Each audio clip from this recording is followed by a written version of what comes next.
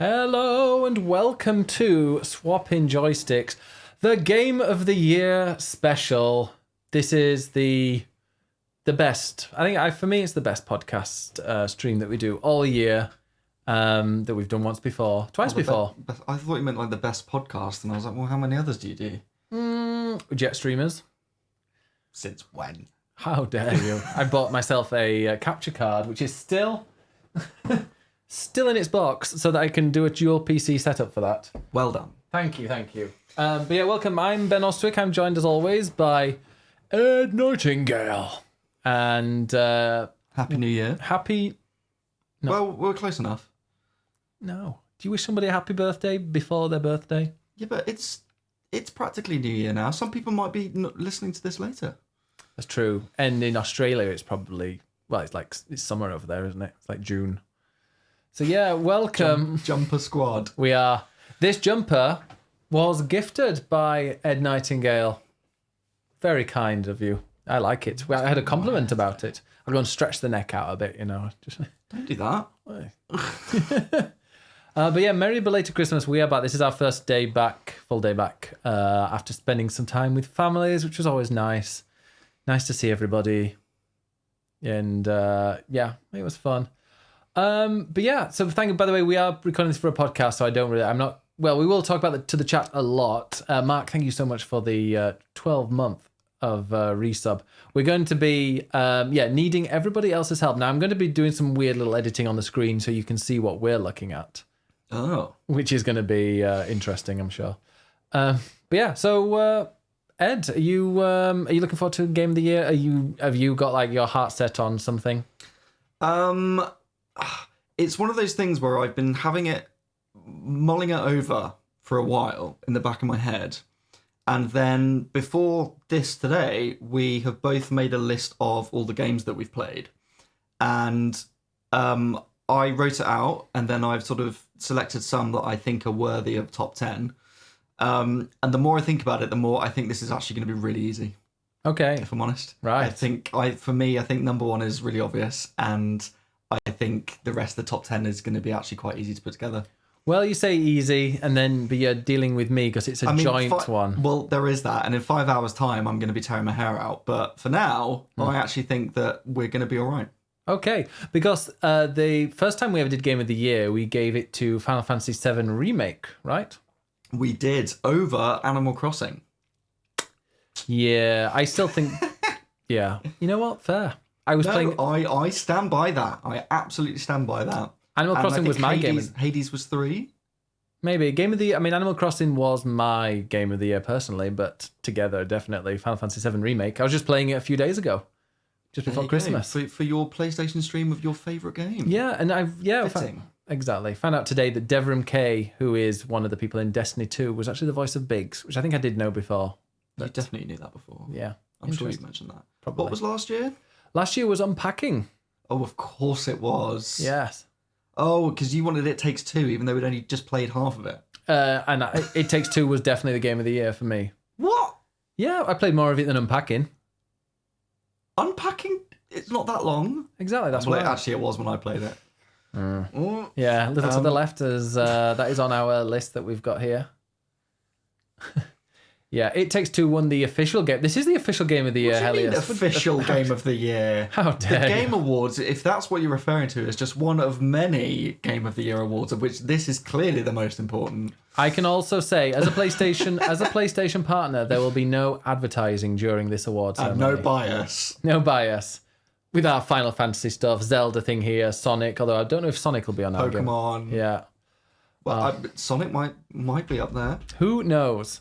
Right. Well, we're just getting things ready. Should we explain the method? Yes, there is a method to this madness. So what, as I said, we've done is we've both made a list of what we've played. I think mine's 34 games. Yeah, mine's about 25. Okay. This is just played, not finished, okay? Yeah, and looking through this, I'm very much aware that there are a lot of games that neither of us have played that other people have, and it's meant to be incredible, and there are going to be loads of games from this year that we've missed. There are games that you played I haven't, that I'm like, damn it, I wish I played that. There are games that later this week I absolutely want to play because I haven't got around to it, and I really want to, and maybe they might have appeared on here had we played them sooner. So this is very much just our opinion on what we have played this year. We are but two people, so we can't play everything. But you need to talk a bit more while I go and fix this. Well, you're going to fiddle. So what we're going to do is whittle this down. This is our long list. We're going to whittle this down into our, I guess, short list, which will probably be slightly more than 10. Mm-hmm. So this is just us pointing out what we want in the list, and then we will sort of pitch for them and debate nicely. And once we've got that short list, we are then going to go through the reader awards. Yes. Or viewer awards. The community awards. I don't know what I'm saying. So for those, you will have already seen the categories and you will have nominated, hopefully, your favourites. We will then be selecting the top nominees in each category, and they will be put in Twitch chat for you to vote on in a poll. Yeah, Twitch polls. We will be going through all those after that. So get ready to click and vote. If you are reading this podcast, I'm very sorry, but hopefully you are viewing or at least listening. But we welcome everyone. Please do read us for filth. We're used to it. Yeah. And then after that, we will then come back to our list and create our top 10 and are in order towards our number one.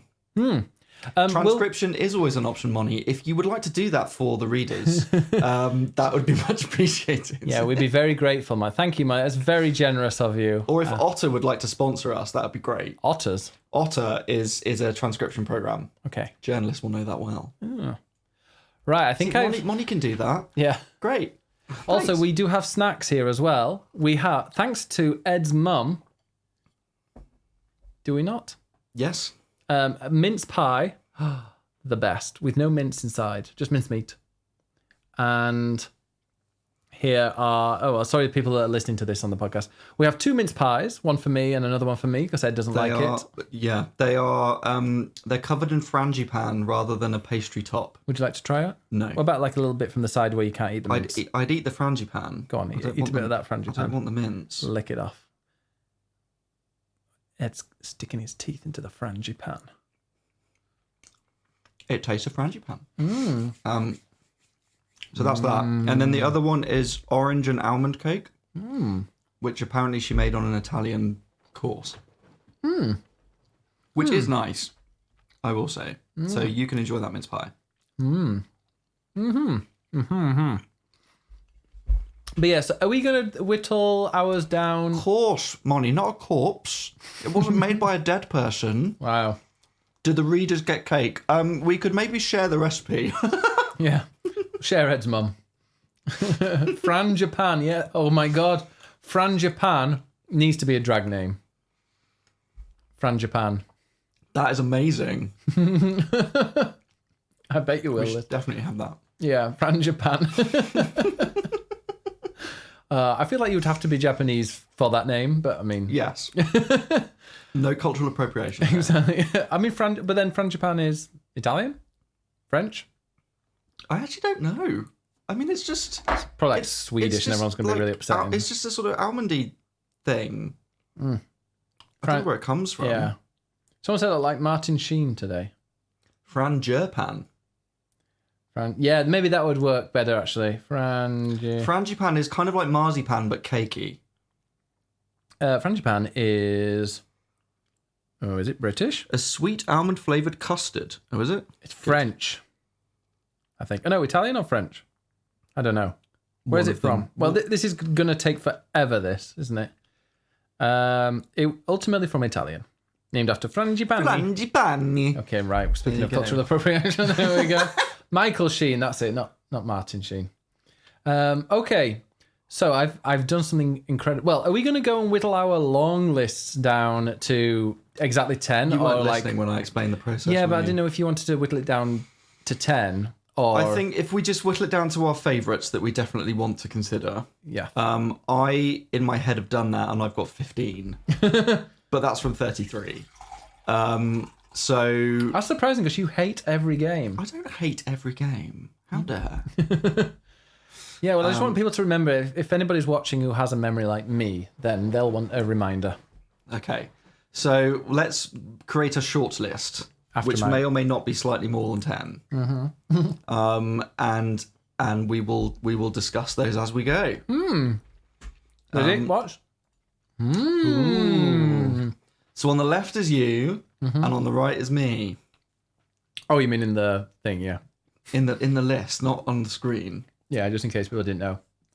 Have you mirrored us the other way? No, that's how the camera looks at us. But that camera's different to there.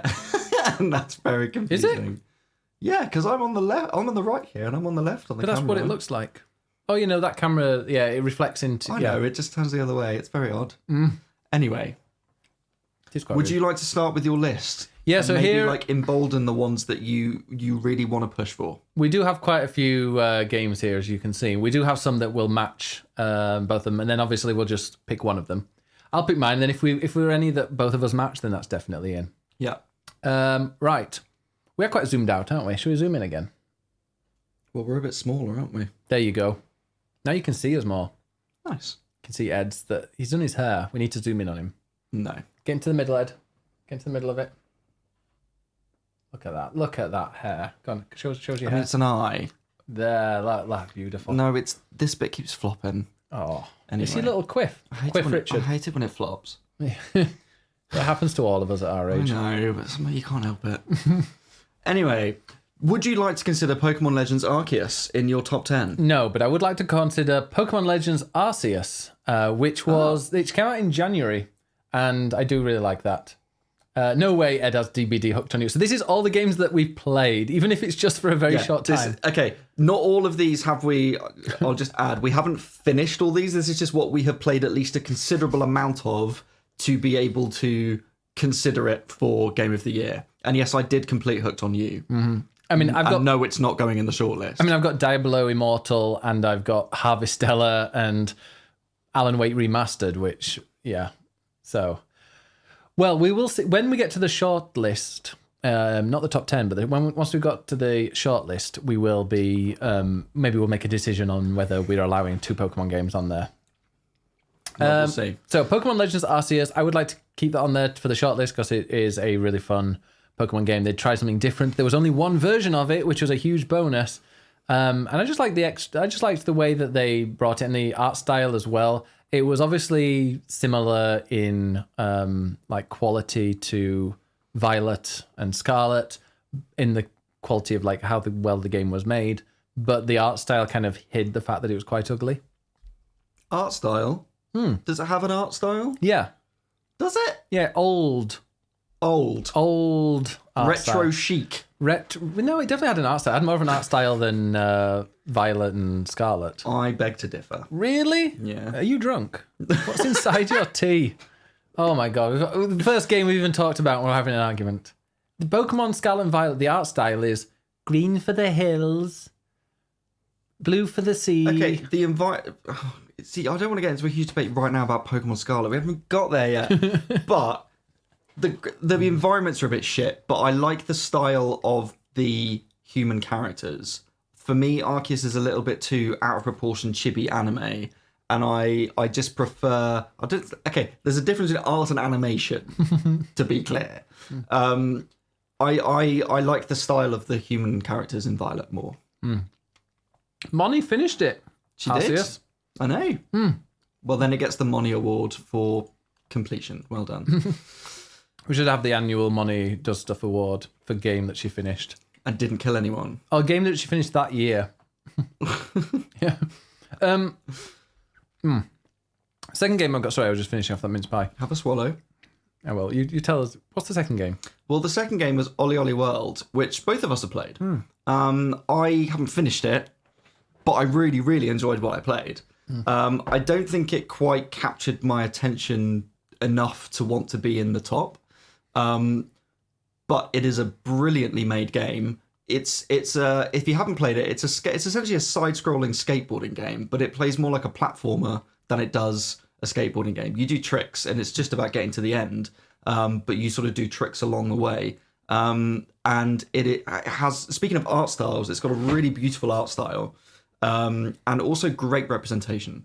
It is. The only thing that kind of annoyed me is I just wanted to go and play the game and do some skates and tricks and things, whereas there's lots of dialogue in it. I can't remember if it's voiced or not, but yeah, there is a lot of dialogue between sort of runs. Gibberishy, like. Yes, but like between runs, and obviously if you're progressing it and you're trying to unlock everything, it is a lot of like just. It was great and it's funny and I liked the humor in it, but just. That's called story. I don't want story in an Ollie Ollie game. I never had it in the old ones. Why are we getting it in this one? I liked it. It's quite amusing. It didn't put me off, and I played it for like a good afternoon. I actually really enjoyed it, but. I don't think that's going to make our top 10, is it? No. Well, but it's a very, very good game that you should all go and play. Well, let's do one each, because otherwise you're going to spend about, a year talking about yours. So tell us all about Paparazzi, which I enjoyed watching you at the beginning of this year play. I played it on stream. It's photographing dogs. It's fun for like 5 minutes, and then it gets repetitive. It's quite cute, but it's not great. You can delete it. Oh, yeah, you played it didn't you finish it in one stream? Yes. It's like 2 hours. Mm-hmm. Pokemon Legends Arceus, would you like to embolden that one? I would not. You would not? No. Ooh, all right. Also as well, we're talking about character style. Pokemon Scarlet and Violet, you can't change what you're wearing. You've got 4 different outfits. Yes, you can get a hat and a backpack, but who cares about that? Because you're at school. You've got a uniform. I'm not at school. I'm out killing ant monsters on like well, water. Then you should go back to the mountains. school and do some lessons, shouldn't you? Yeah, I didn't do that. It gets repetitive. It does taunt. It gets repetitive in 2 hours. It is Pokemon Snap, but dogs. So it's cute for 5 minutes, and then it's like, okay, I've played this now. That's the only thing that could rescue Pokemon Snap is having dogs. Yes. Ollie, we've talked about. Okay. Now, I played Destiny 2, The Witch Queen, and I finished it. Wow, you finished a game. Well, it's an expansion. Oh. Well, yeah, I finished the expansion of Destiny 2. It was another step up. Every time they bring out an expansion, it seems like they're making like decent progress on the game, and they've fixed something or made it look cool. In fact, the new one, which is Lightfall, I believe, the new one that's out in a few months' time, that's very kind of neon cyberpunk, Blade Runner, which we just watched yesterday. So that looks very, very cool. I just wish I could play it on other platforms, maybe on the go, like on a Steam Deck. That's the first time I've mentioned it so far. Not the last. Definitely not.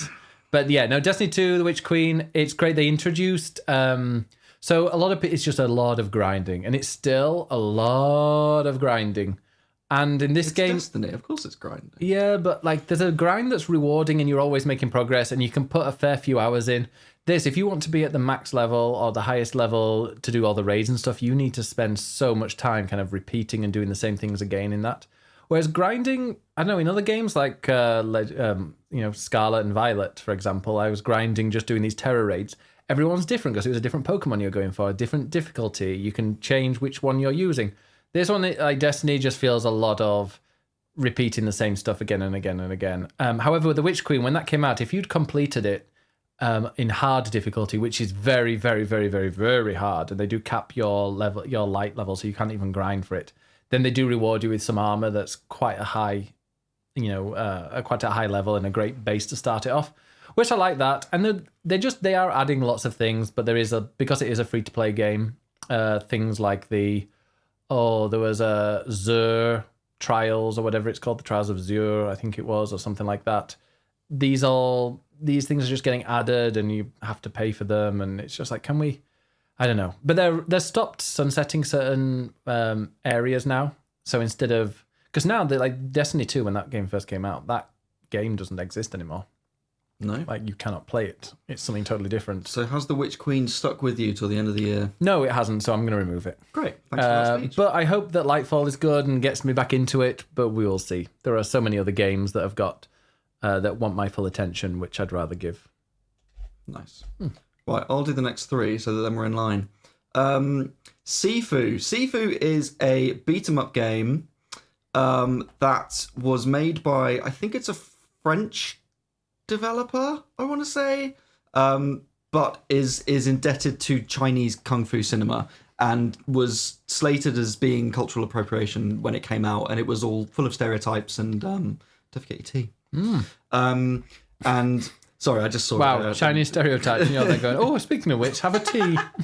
Because we are horribly British.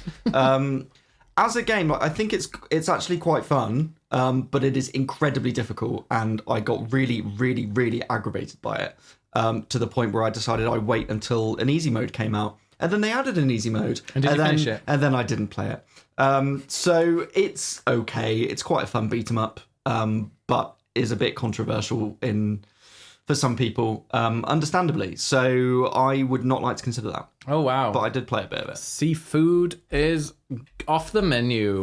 Right, the first of 2 Final Fantasy games, Final Fantasy Origin Stranger of Paradise, which was kind of terrible, but I also quite liked it. And that is very much setting up my year of gaming, of games that are not very good, but I quite liked it anyway. Mm-hmm. As a Final Fantasy fan, this game effectively is sort of cherry picking the best bits of all the other games and putting them together into little dungeons. It's actually got great combat, a really interesting use of the job system. It plays a bit. People's called it sort of a Souls-like. I wouldn't necessarily go that far, but it definitely has that kind of action RPG combat to it. It's got a terrible story, terrible style. It thinks it's trying to be all emo and cool in a really 90s way, and it's just embarrassing. But in terms of gameplay, it's actually quite fun. I had quite a fun time with it, but it's not in my top 10. Was it not? It's not in my top 10. Okay. Final Fantasy Oranges, Stranger of Paradise. Also, there's loads of DLC for it, which I haven't played, which is, I think, meant to be quite good. Maybe they improved the story. Maybe. Now, we've got 2 heavyweights now. Horizon Forbidden... This is not a heavyweight. Horizon Forbidden West is... And I feel terrible saying this, because before that came out, I was desperate to play it, and I really wanted to give it a go, and you bought it for us at full price, and I did not touch it because the next game on the list came out a week later. And I then started Horizon Forbidden West about 6 weeks ago, and I played it for a couple of weeks and thought, this is shite. And it's genuinely one of the most disappointing games of the year, if I'm honest. It is absolutely beautiful. It's one of those games that is just so impossibly good looking to look at. Like, it just looks stunning. In terms of gameplay, I'll add, I don't think I'm actually halfway through it. Like, I've played enough to know that I'm annoyed by it. Gameplay wise, it's kind of just more of the same Horizon, and it feels like it hasn't caught up to Breath of the Wild and Elden Ring and whatever other open world games have come out. And it just doesn't live up to those. It hasn't learned from those games. It's not doing anything new particularly. The combat is okay. It just gives you too many options in terms of all different weapons to use, and it's not interesting enough to make use of them. I'm intrigued by it. I think I probably will stream it next year, like just have a whole day playing it and just seeing what it's like. But the first one didn't really grab me. I didn't like the combat in the first one, and it seemed that it's the same. See, I did love the combat in the first one. I love using all the different weapons and traps and different elements, but there are so many... It's like they've given you twice the number of options this time just to give you stuff. And it's a game full of stuff. You just collect currencies and collect upgrades and collect weapons and collect armors and collect machine parts. And it's like, none of this matters. Just give me a bow to shoot people. Like, there's just too much stuff going on.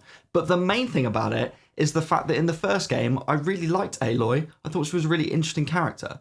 And spoiler, she's the savior. She's the chosen one in a very boring, typical, stereotypical sci-fi kind of way. And the problem with this as a second game is that she's the chosen one, and boy does she know she is. And she does not stop spouting on about it. And she just charges into places and says, I'm the chosen one, you should do what I tell you to do because I'm amazing. And I'm like, I don't want to play as you. You're so irritating. And for me, they've just ruined Aloy as a character. I think the first game was great as a story, and now they've made a sequel, or felt compelled to make a sequel because it was successful. And it's kind of like they don't know what to do with Aloy. They don't know what to do with the world. And it's just, I don't find it a satisfying story at all. And the combat doesn't make up for it. And even though it's beautiful and nice to look at, I just haven't really enjoyed playing it. So I have not enjoyed it, I'm afraid. So it is a big key PlayStation game of the year, but it has not lived up to expectations, just like others on this list. But we'll get to them. Okay, the Horizon Forbidden West is gone, I'm guessing. Yeah. I mean, I will probably play it. I might do a whole day stream just playing it and blasting through and see what I think of it, because I do have the PSVR 2 coming in February, so I will try out that Call of the Mountain. Yeah. Well, I'll put it on stream. That's the thing. Call of the Mountain. It's not Aloy, I think. It's like a... It's you. It's first person. And it's still that world, but just in a different way from a new perspective, and that I'm interested in. Right, should we go to one on my list, as we were going to take in turns, but I'm not sure what happened there. Well, no. I said I'd do 3 because now we've got the same one. Ah, right. Well, this next one, now one of my games, a little game called Elden Ring that came out and stole the thunder from Horizon Forbidden West. Yes, Elden Ring came out. It's the first Souls game that I probably put a fair bit of, that I did put a fair bit of time into. I remember us playing the demo or the beta when it was first out. And I think I just watched you play and go and went, I was like, oh, it's quite ugly. It looks quite tough. Yeah, it looks fine. I'm sure I'll play it for about an hour and then give up. I've ended up playing it for like a good 30 hours, which I know is not loads. I don't know, 30 to 40. Done a few of the main bosses, explored a lot. I do really like it. It's definitely grabbed me a lot more than any other Souls game has in the past, just because you can grind to get places, but you've also just got loads of options and places to go. But I mean, I know what you think of this game, so I'm going to just pass it over to you and let you talk for a little while. No, because this is absolutely going in the top 10 and we'll discuss it more later. Let's be honest. Okay. You can put Elden Ring in bold. I will put it in bold as well because it will be my top 10. Good. All right then. Well, do you want to do this next one then? Triangle Strategy, which you bought to play for yourself. Yeah, how is it? Because I played it instead. It's fun. It's definitely up my street. It is a great little JRPG with a really interesting story. And it sort of plays a bit like reading a book. It is literally a story unfolding, and you just spend a lot of time reading. I mean, you got annoyed with reading in Ollie World. Triangle Strategy is literally a novel that you have to just sit and read through before you even get to a battle. The battles are fun. I don't enjoy it as much as Fire Emblem, which is probably its sort of closest analogy, or sort of Final Fantasy Tactics. It's that kind of tactics game, which for me, my favorite in the genre is Fire Emblem, so I will inevitably compare back to that. It doesn't quite have the kind of character and vibrancy of a Fire Emblem game. It's much more dark and grim, sort of Game of Thronesy, and it's well worth playing. I'm maybe almost 15 to 20 hours in, I'd say, and it's which isn't even halfway. So I've enjoyed it, but it's been a bit of a struggle to get that far, and I would like to finish it, but it's not going in the list. Okay, no Triangle Strategy then. Okay, so I have played another game that I have finished. I say another game. I've finished Arceus. Definitely not Elden Ring. Maybe one day, who knows. But I have finished Gran Turismo 7. I went to the cafe and did all 30-odd missions that you're meant to do in there. And thoroughly enjoyed it. I do like a realistic driving experience, and obviously Gran Turismo does that. And this was like the story mode was like the closest to a career, but I mean the career itself was pretty much just go here. You need to win 2 of these races, or you need to come third in 3 of these races, or whatever, and unlock. Oh, in fact, no, it wasn't. You needed to unlock certain cars, but to unlock those cars, you had to come in like the top 3 or whatever of a certain race. So it was just kind of do that, rinse and repeat, unlock the cars. But like the handling was fantastic. It didn't feel as cheap as like, I don't know, like Gran Turismo. A lot of the times, like the menus and stuff just feel really late 90s, and they've not moved on at all. So I've got a bit of mince in my throat. Minge in your throat? Pie, yes. What have you been doing? Frangipan. Wow. But yeah, no, obviously the cars, absolutely stunning. Best looking cars you're going to find in the game. Lots and lots of tracks. Weirdly, like, yeah, there's a fair few tracks that are not included that I thought might, but that's just me from, knowing them through Formula 1 and stuff. So there's obviously a lot of extra ones that in that. I believe there's no Silverstone, but there is Brands Hatch. What? I know. But there might be. I don't know. Don't count me out on that. But yeah, it handles as you'd expect. I enjoyed it a lot, but it is like the perfect racing sim, and I'm sure they're going to keep adding things. But there's a weird, like, the currency system in there, and trying to unlock all the cars would take forever, even longer than finding all of the Pokemon.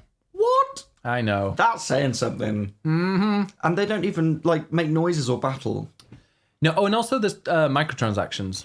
Oh no! Delete.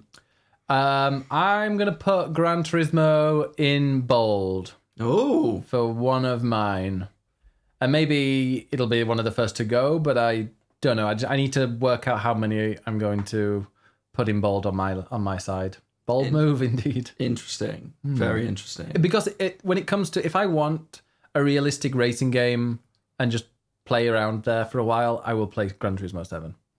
Fair. And then Forza Motorsport is next year, is it? Indeed. Well, maybe that'll overtake it. Who knows? Well, it will be on Game Pass, so maybe I'll give it a go. Yeah, I want it to have a good career mode. I don't care. Like, give me a good career mode. I don't care if it's a simulator. Give me a career. Simulator games need more career modes in there. It just adds a bit of fun. Like Flight Does Sim. fun and career modes really go together? Mm-hmm. It's a career. It's a job. Will it overtake it? I forgot I said that. Oh, that was terrible. Yeah.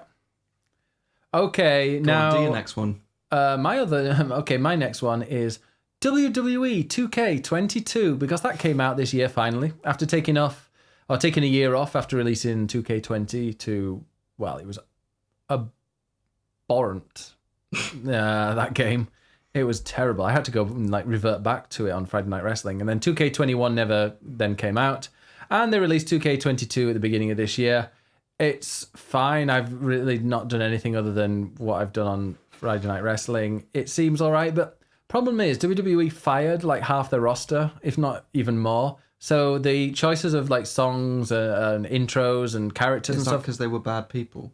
No, actually, the people who were who generally still are in charge of WWE, they're the bad people. Oh. Although Vince has now quit, or he has stepped back as chairman, because he is, well, I don't want to say anything that could get me into trouble, but he has had lots of allegations against him that he hasn't denied, and he has stepped back, and it involved paying people money for doing things at work and stuff like that. He's a pest. There you go. WWE politics is, oh gosh, yeah. There's a whole thing called Dark Side of the Ring, which is a documentary on, I don't know, it's on a US channel, might be Vice. Yeah, I think it's Vice that do them. And most of them are based about WWE, but yeah, you should hear about some of the stories, honestly. In fact, I might should play you some, because you'll find it fascinating, but also horrified. and then we can have a nice time in Friday Night Wrestling. Yeah, but anyway, WWE 2K22 is for me, is a mediocre game. For most people, it'd probably be terrible. And yeah, that's not going on the list. Well, I sort of feel like you've played it, but you haven't, because you haven't actually played it. You just let the computer do it. I let the computer do it. So that do it. doesn't really count, does it? The AI is better. We don't want it to be better. We want the AI to be terrible. Yeah. That makes it much more fun. No, but the AI will will climb outside of Hell in a Cell, take them to the top, and then smash them through the panel at the top.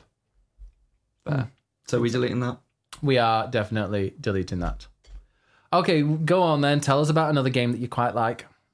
Tunic, it's going in the list. Next. Okay, I guess we're going to be talking about... What's going on your list? I don't know what... I mean, I didn't like it. It's a bit too simple.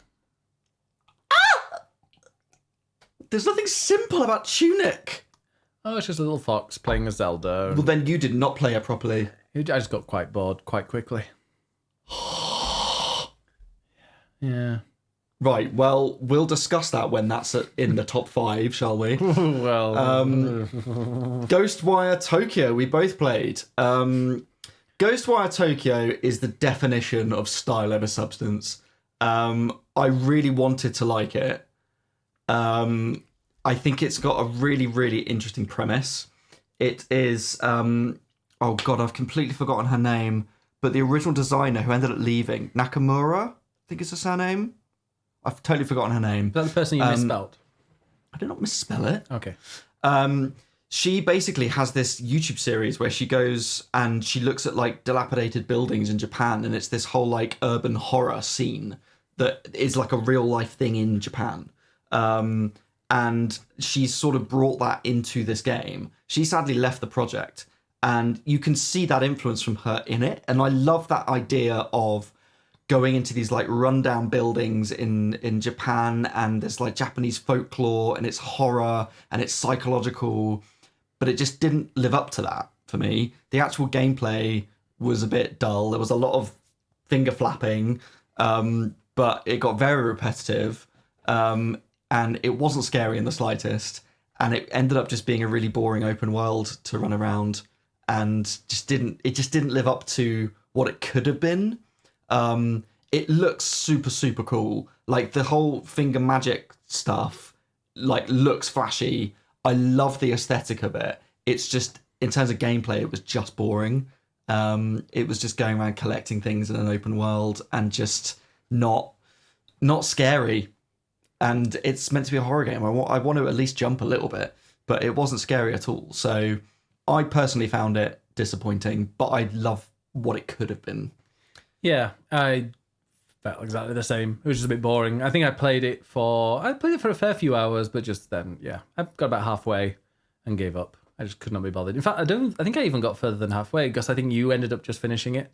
I persevered, and I was like, I'm gonna tick off most of the map and at least finish the story, but it didn't satisfy me in the way that I wanted it to. See, there's quite a few games here that you have finished but didn't enjoy.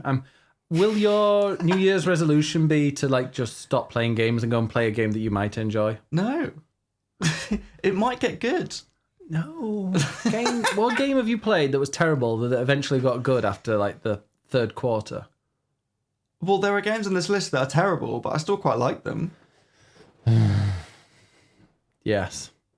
Well, Ghostwire Tokyo... It is off the list for me. It is off the list for me as well. Okay, now let you go and do your next one. In fact, we both done this do you on. want to take Tunic off yours, or are you sticking with it? Oh, no. Tunic is going down the sink. There we go. That's going to be our biggest debate, you realise. It's just for hipsters. Don't start. I don't like Tunic. They're going to think it's a Right, we're talking about Kirby. Go on then, let's talk about Kirby, which I've just been playing.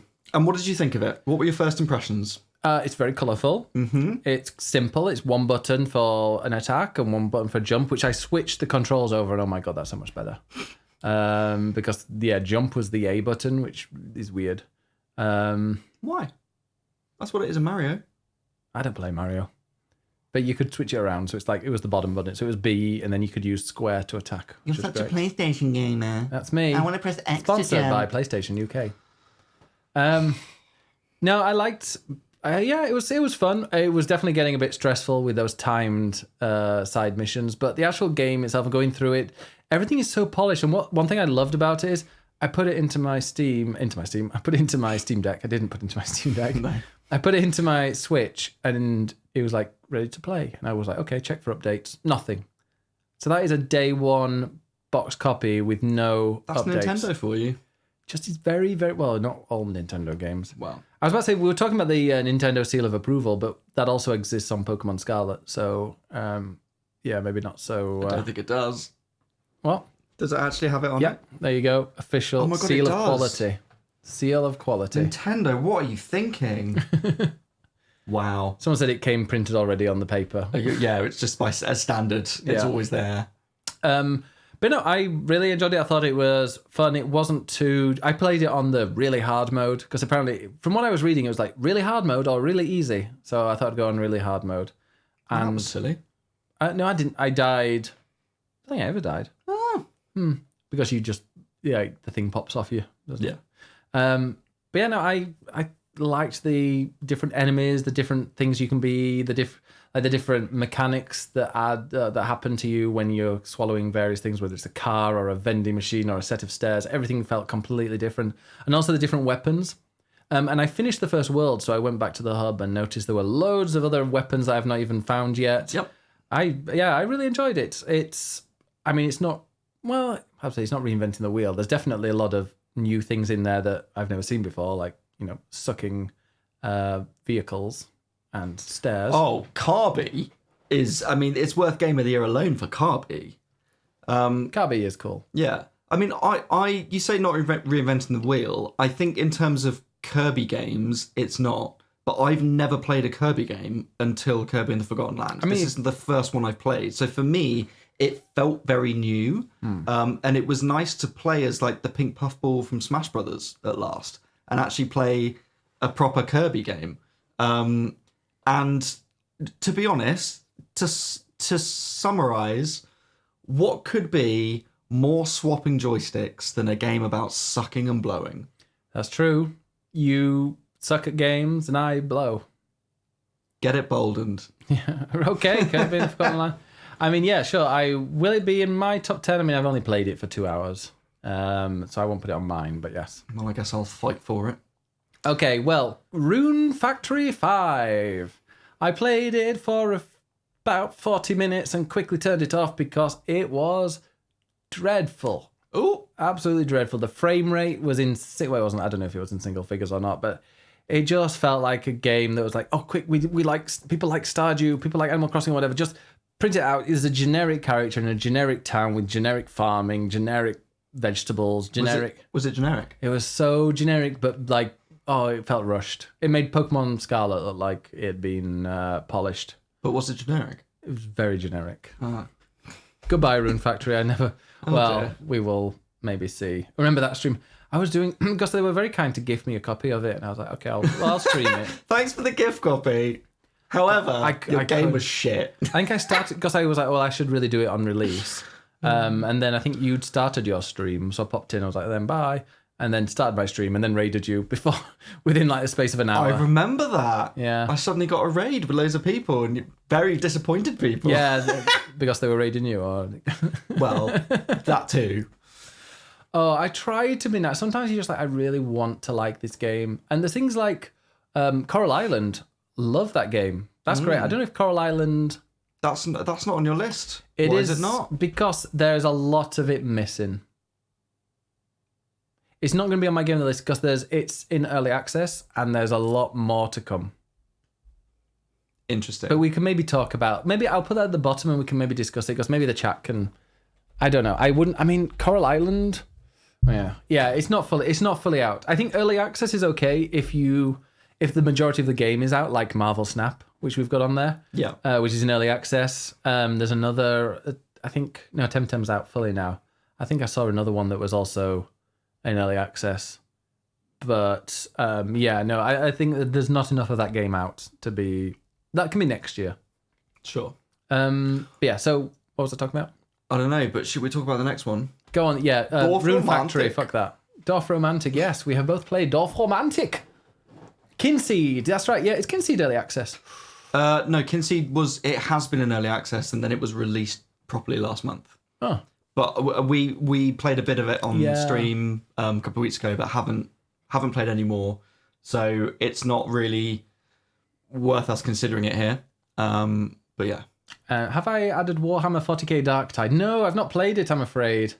But yeah, Kinseed is a bit of a pity because I really liked what I played of Kinseed, but it was only for like about an hour. Yeah. We did a quick look. As we said, like there are a lot of games that we've maybe just played a bit of or not played at all that are probably very good games. It's just that this is not what we've played. So Dorf Romantic, did you like it?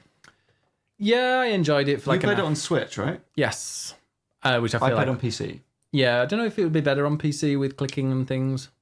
I can't imagine playing it with a controller, if I'm honest. Yeah. It was fine. Wow. I don't know, I just got a bit bored. I was like, okay, cool, go do that, and then I can do another one, and then another one. It's a nice little board game. Was there not enough story for you?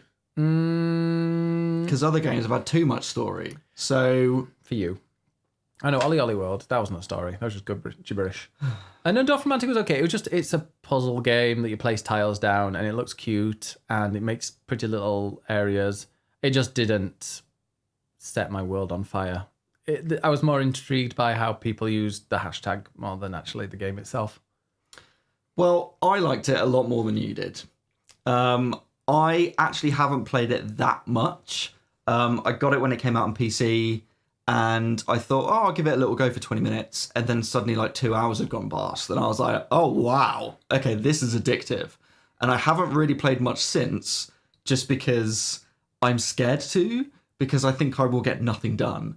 Because yes, it's relaxing and it's calming and it's not, you know, some fancy action game and there's not enough story. It's one of those puzzle games. Like, a good puzzle game is one that's really simple but really addictive. And this for me is just, it's a really simple idea, but it's done so well that you can easily just click away and just while away the hours, and suddenly you've lost half a day out of nowhere. And for me, I think that is the mark of a really great game. So it's not something that has kept me hooked throughout the year, but I really like what I've played, and I think it is one of the better, in terms of that sort of more wholesome, calming, relaxing puzzle game type genre. I think it's definitely one of, if not the best. I would bold it. Would you? Yes. Does that mean you want to bold it? Yes. Okay. Well, I will delete it on my side, because, yeah, it was fine. All right, then. You can do the next one because you've got a fair few more than me. Well, I've got one more, and then you've got two more, and then we're even. Soundfall. Oh, no, I meant like with all these. Go through. Well, true. Soundfall was a top-down shooter rhythm game. That was an interesting concept that didn't quite go anywhere. Essentially, it's, like I said, top-down sort of twin-stick shooter, but everything's music-themed, and every time you shoot, it's in time to the beat, which is a really interesting concept. It's just... I thought I'd finished it, and then suddenly there was a load more game to go, and it didn't quite develop enough. Once I got the hang of it, I was like, okay, I get this, now what?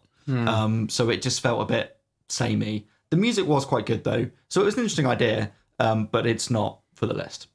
Okay, for anybody that's listening on the podcast, we'll do a quick recap of what we've got. We've got Pokemon Legends Arceus, Elden Ring, Tunic, Gran Turismo 7, Kirby and the Forgotten Land, and Dorfromantik. Currently boldened, and we've not even halfway through the games that we've been talking about. We should do these quicker. Tell us about Diablo Immortal. I played it and I thought, this is actually a really cool game. It looks amazing on the phone, plays like a Diablo game, and then they start to be like, you want the microtransactions? No, I would not like microtransactions. And I said no, and then deleted it. So I will delete it here as well. Excellent. Tell us about The Quarry. Now, The Quarry... If you like Until Dawn, you will love The Quarry. The Quarry is one of those typical kind of teen slasher horror movies set in the middle of nowhere, where your choices matter and people can die and only a certain amount of people can live at the end, and yada, yada, yada, yada. Just like Until Dawn, it isn't really, you don't always know where it's going to go. You're not sure if your selection is actually going to, when you pick something that is surely going to kill somebody, actually maybe it doesn't kill them. So there's all these little tricks.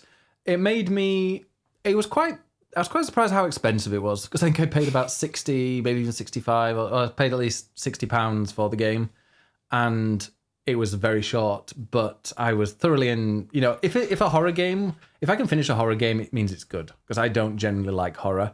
And I think like the story and just how kind of goofy some of the acting is, because they're all famous-ish actors in that. Ish. Yeah, I mean, I don't recognise the name, but I don't recognise anybody's That's name. understandable. But yeah. Was it scary? Did you pee your pants? I jumped a fair few times. Ooh. But it's one of those horror games where you're not just exasperated by the people doing dumb things because you can do them. And I remember there was a couple of things where I was like, oh, I think this is what's happening, and it actually was. And people in the chat hadn't got it, and they were impressed. So for that, for me being smart for that game, You little smart ass. I'm going to bolden it because it is probably the best of its genre. When it comes to Until Dawn, Until Dawn and The Quarry are both similar. I think The Quarry is slightly better, but also like the price point does play a bit of a part in for me, because I'm like, The Quarry is not a AAA kind of game that should be sold. So had The Quarry come out on Game Pass, you'd be raving about it. Is it on Game Pass? No. Oh. But I thought you were going to say, well, actually, yeah, you could have got it on there. Or if it was on PS Plus. Yeah, I mean, yeah, Until Dawn was on PS Plus, wasn't it? Yep. But yeah, no, The Quarry is cool. And yeah, that's nice, and that's cool. I need to stop using generic words. But it's gripping. Ooh, and gripping. Yeah, and surprising. Very nice. It's good. Swezzle's just picked up Dwarf Romantic on the Switch. Well, you can play it on the toilet now. I mean, well, you can answer this quickly. Can you play it on the Switch with touch controls? No. You see, that is a game changer for me. I think I would love it even more if I could just touch on the Switch. I bet you for can me, Dwarf on Romantic the is like, Steam Deck. oh well, fuck the Steam Deck. For me, Dwarf Romantic would be an amazing mobile game. In that it's the kind of game you could just while away the hours on a train journey and just lose time, and you could use touchscreen, and I would love that. But it's also too small for a phone. F122. Yes. I despise this game with every fibre of my being, and if you want to know why, go and watch Formula Joysticks and then wonder why we didn't finish it. Formula Joysticks is a Formula One season that Ed and I have played, and he was winning for a little while, and then I got better and better and better. And I think we've got like 4 races left to do, and I'm about 68 points ahead of Ed. So Ed hasn't been really enthusiastic about finishing it, although we will finish it at one point. Will we? Yeah, we better. And I mean, it is the ultimate Formula One game. It is fantastic. I'm not going to put it on the top 10 because it's like a slightly better iteration of the previous one, which was also brilliant. So every year, the EA, because it is EA now through Codemasters, they bring out a fantastic F1 game with great career. The tracks are incredibly detailed. Everything is perfect in that game. It is incredibly polished. There's loads to do. You can do Formula 2 as well as Formula 1. The online works really well. We did it. We were doing it through the online. Like the amount of options you can do when we're setting up the online games has been fantastic. So it is a really... If you like Formula One, you will love this. Beg to differ. Why? Because You're lost. It does not have a decent enough sense of speed, and the physics are not correct because the tiniest tap, and off I go flying off the race track, and suddenly DNF, and you win, and I scream, and I don't like it. I'd like it deleted from the list, please. You know, I'm gonna bolden it just because of your little rant. Oh, you asshole! I mean, it's the perfect Formula One game. Actually, there are 2 very good Formula One games that came out this year. Well, we'll get to the other one. Shall I whip through a few so we're on the same? Well, yeah, exactly. That's good. I think we should do that. Yeah, so we finished we're on on the the same level. Arcade Spirits. I played some of this. I didn't finish it. I liked what I played. Great representation. It is very similar to the previous one, so if you liked that, this will be fun. It didn't massively grab me, but I think if you're into sort of story-based games, visual novels, and especially if you're in the LGBT community, even if you're not in the LGBT community and you want to be a good ally, go play that game because it's really fun. If you don't buy it, you're a homophobe. That's what Ed's trying to say. I did not say that. It's not personally one of my favourites, but it's a fun little game. But I would delete it. Okay, deleted. Right, Sonic Oranges. Sonic Origins is basically all the best Sonic games in a package, and that's lovely, but we've also played them to death a million times, so it's just an excuse to have them all together. But it's nothing new, so you can delete that. But I did enjoy it as a Sonic nerd. Oh, wow, I thought you were going to be fighting for that because you loved it. You platinumed it. How can you talk about it for 10 seconds when you Sonic platinumed? Frontiers, not Origins, but you were close. Oh, we have not got to the true Sonic debate yet, but you can delete Sonic Origins. I'd totally forgotten that there were different games. There you go. There we go. Oh, God. Right. Cuphead, The Delicious Last Course is DLC. See what they did there for Cuphead, which is a brilliant game from a few years ago. This is great DLC. It's not massively long, and it's been a long wait for this, but when you also consider that they've hand-drawn everything and all the amount of effort they've put in, it's incredibly well done. I would gladly take more Cuphead. I love it. But equally, this was DLC, not a full game. So I also reviewed it for Eurogamer. Yeah. And so it means something special to me. But you can delete it because it's not like a brand new game. Well, what's the rule going to be for that? Because we do have things like, for example, the Witch Queen, which is like it's an expansion for Destiny, but it's a new campaign. Is this like a new campaign? No, well, it is, but it's very short, and I don't think it's worthy of consideration in the list. As much as I enjoy it, it is still just part of Cuphead. Okay, well, that's fine. Your choice. Now, Power Wash Simulator. Ooh, Power Bottom Simulator. We played a lot of that together in co-op mode. Mm-hmm. I've been following Power Wash Simulator as it's been going through the betas. In fact, I think we both played it when it was on beta, and we met at WASD. WASD. We met the people at Power Wash. I was going to say that for me is sort of more why I remembered this game is because we met them at WASD, and they were lovely. They were really lovely. Not that we are biased. I don't mean that you is. Can buy our. No, that's not what positioning. I mean. What I mean is that was a really fun day for us and Cliff. And going there and meeting them, and then we came back and we played it together and we had a lot of fun, and so that general experience was very personally meaningful, and this is our top 10. I enjoyed it, but I enjoy the game anyway. I think it's great. I think it is so different as well. I mean, it is a power washing simulator. You're going and you're having to clean things, but also every 20%, I believe it is, every 20% that you clean, you get like a message or you get some information. I haven't finished it, but apparently there's a campaign. I know what the story is. Does it go places? It goes places. See, now that makes me want to play even more. Yeah. But what I played from it so far, I just loved it. It felt so good going and like cleaning these things and then having it sparkling clean, and just seeing what you'd done. And it was the perfect game to stream. Oh my god, it was so good because you could just chat. It's a great stream game because you're relaxing but you're also chatting with people at the same time. So we could just clean stuff together and then chat to people, and that's really fun. Flinksy says the fact you like Power Wash Simulator more than Dorf Romantic says a lot about you. Yeah, I like things to be clean, which is surprising Ed right now. Living with me for a few months now. Really? How dare you? I cleaned up when you went to the shop earlier.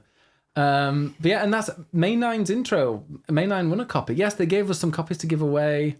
That is a personally, I don't know, when it comes to like my game of the year, Power Simulator is like top 5 for me. I loved it, but it's also a very personal one as well. And this is our game of the year. It's not necessarily like what we think are the technical best games of the year. This is our personal top 10. There are a lot of ways. I mean, I'm sure we'll get into this later, but there are a lot of ways to decide what is our top games. It might be what's personal to us. It might be what we technically think is the best game. It might be what has been in the news the most. It's a lot of things, but this definitely boldened.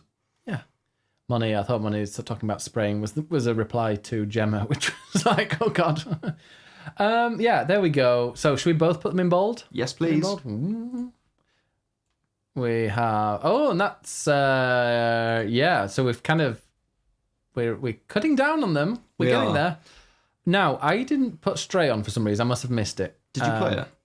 I finished it. I finished it before you did. Oh, yeah. I finished it in like 2 nights because I was stuck in my horrible room. I was streaming it over 2 weeks. Yeah, I know. 2 or 3 weeks, I think it was. But yeah, so Stray, the cat pissing simulator. What did you think to Stray? I really, really enjoyed it. In all honesty, going through this list again made me think there were a lot of games that I would love to play again. And I really want to play Stray again because it's a game that I played on stream and it was over 3 weeks, so 1 stream a week. And I feel like I sort of lost a bit of the thread of the story in the process of that. And I sort of wish that I had just played it myself in like 1 sitting.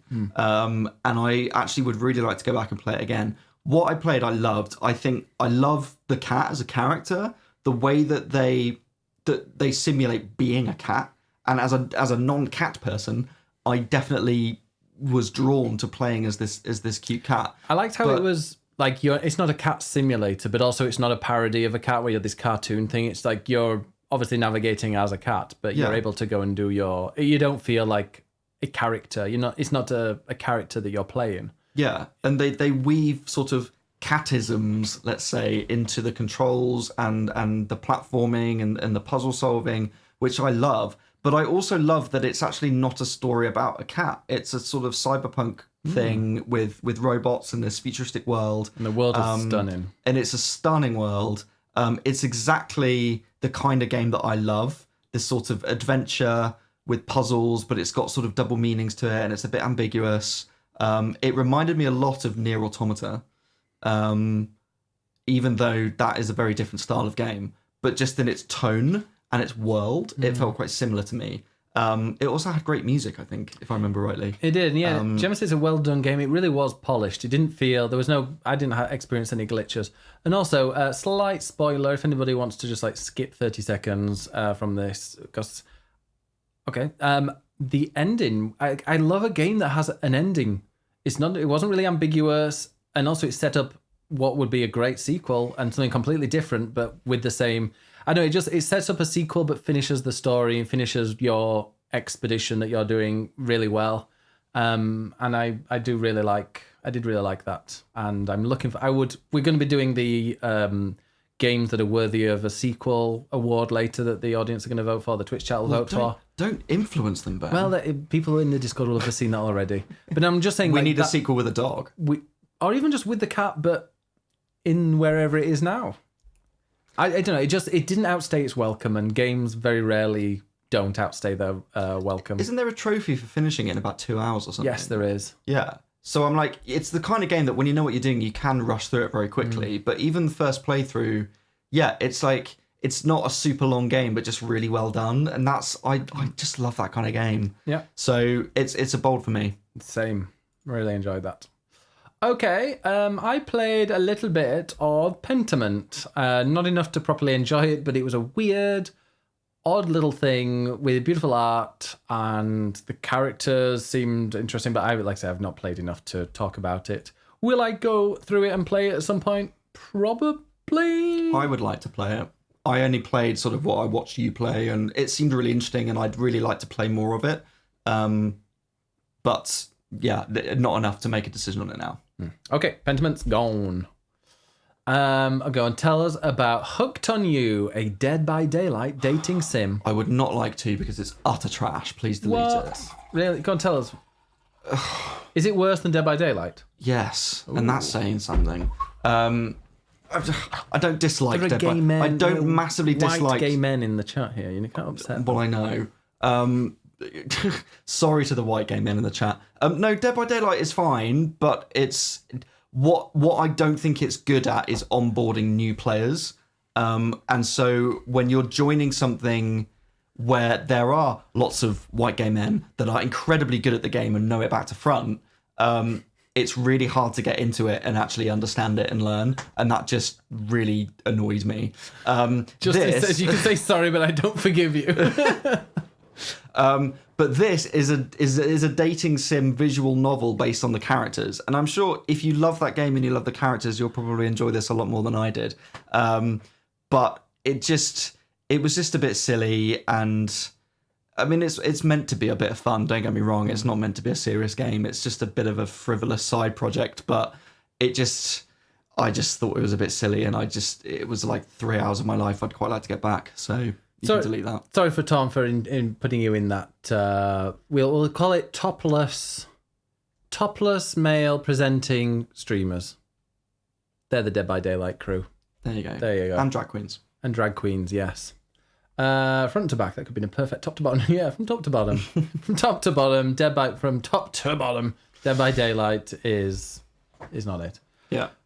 I didn't realise it was a real game actually when it first came out. Anyway, okay, a game that I haven't written down. I wonder how many games I'm going to forget and then tonight be like, oh, wait a minute.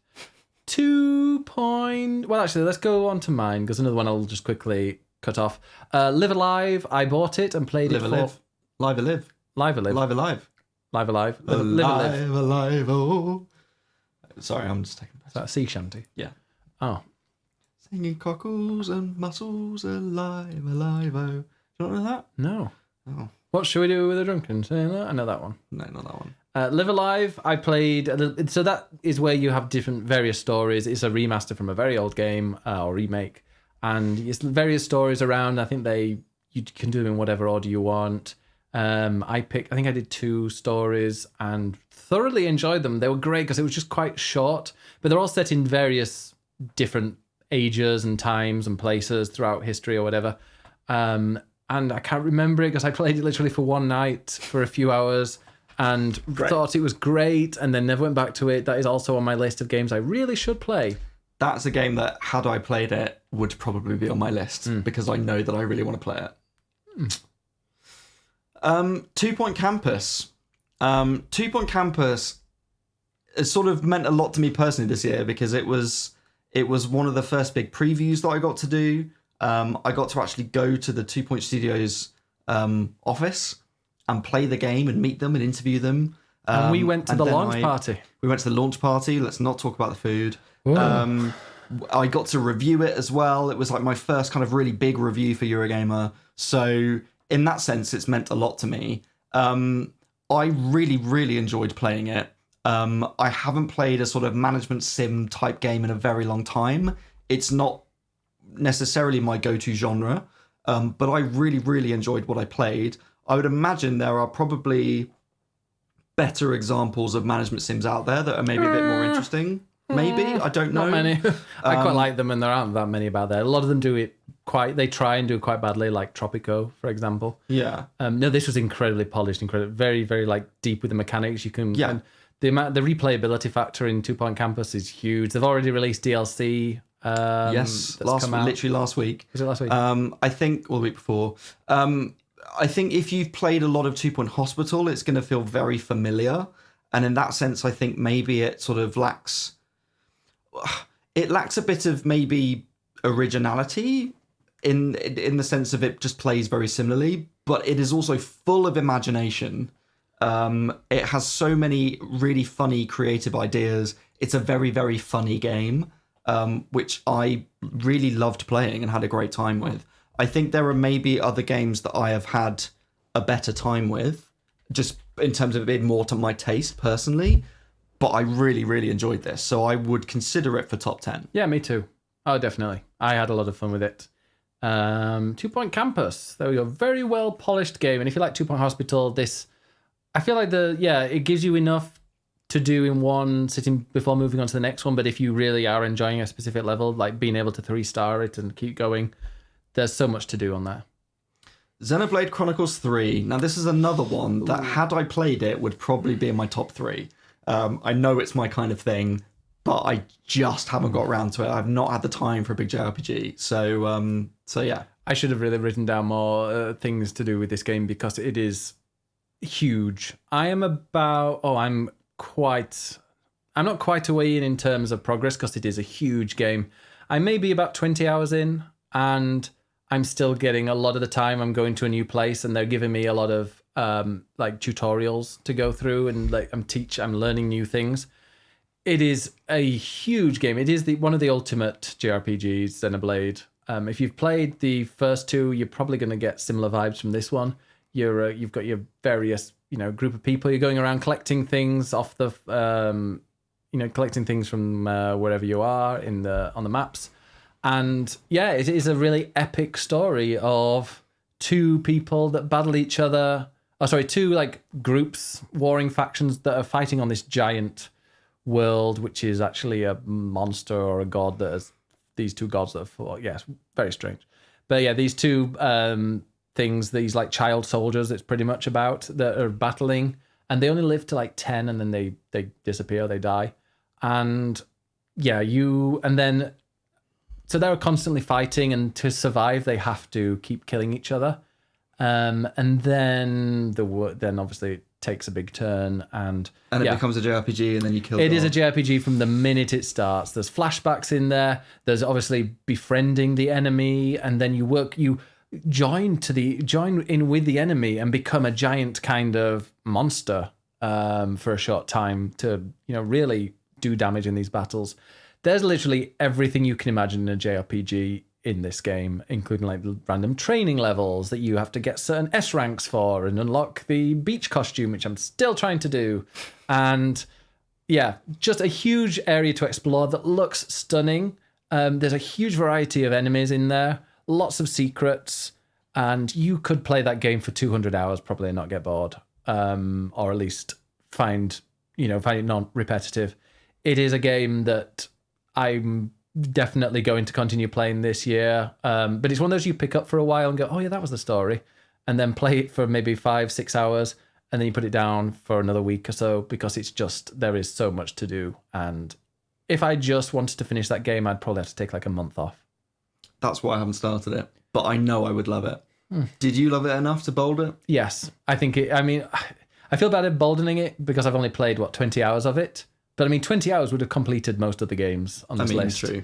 But it is when somebody says I want to play a JRPG on the Switch, I would play say Xenoblade Chronicles 3. Just play that because that is the top tier game, and it is also pure quality. It's very polished, and it came out around about the same time as Scarlet. Well, it came out actually. No, they swapped, didn't they? Because I think they were going no. It swapped with Splatoon 3. That's right. Yeah, it was meant to come out in September, and it came out in July instead. And Splatoon was the other way around. Yes. But yes, I remember when Pokemon Scarlet Violet came out, and we looked at Xenoblade, and it's like, this is one game, and this is another. This is what a Switch game should look like, and then here is a terrible PS1 game.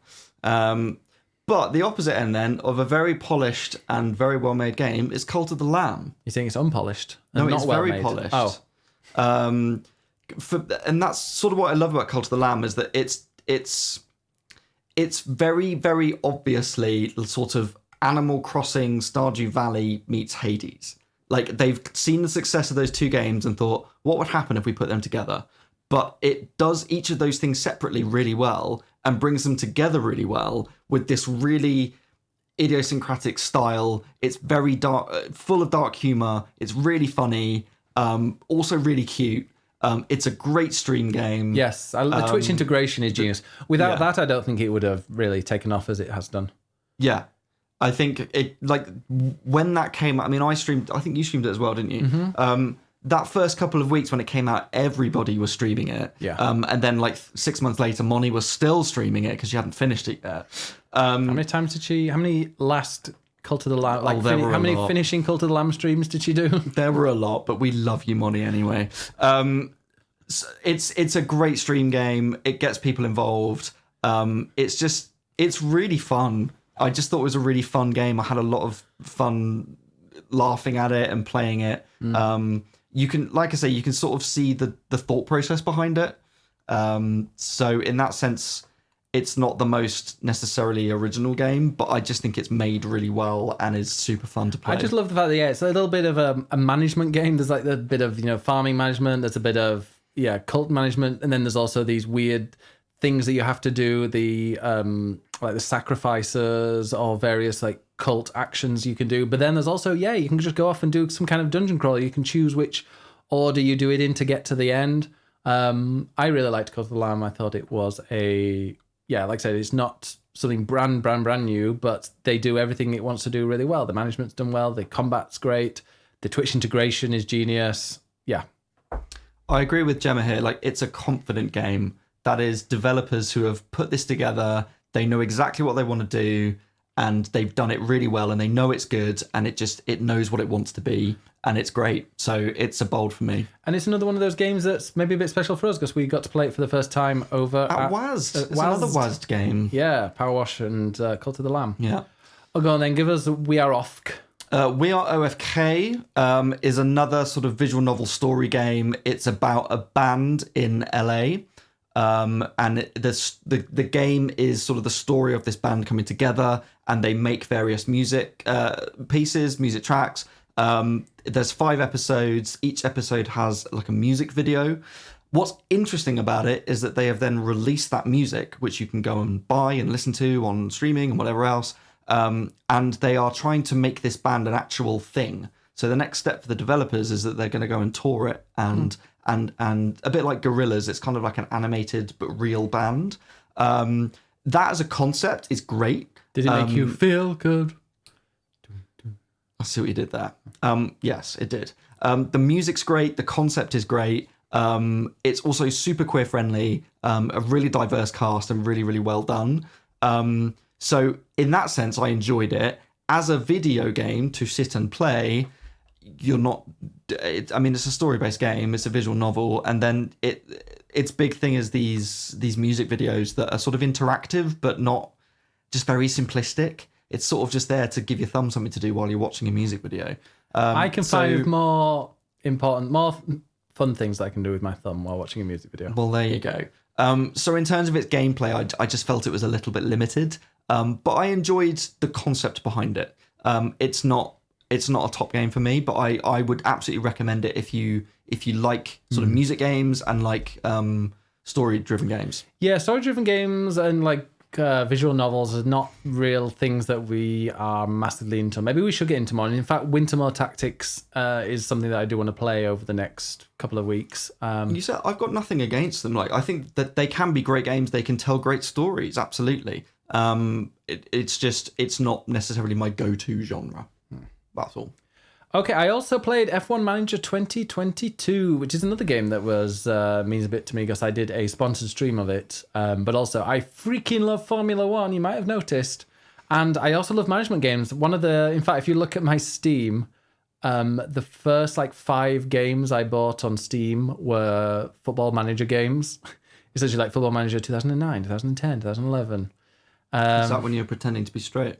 How dare you? I was very straight. At the time, just a little bit poofy.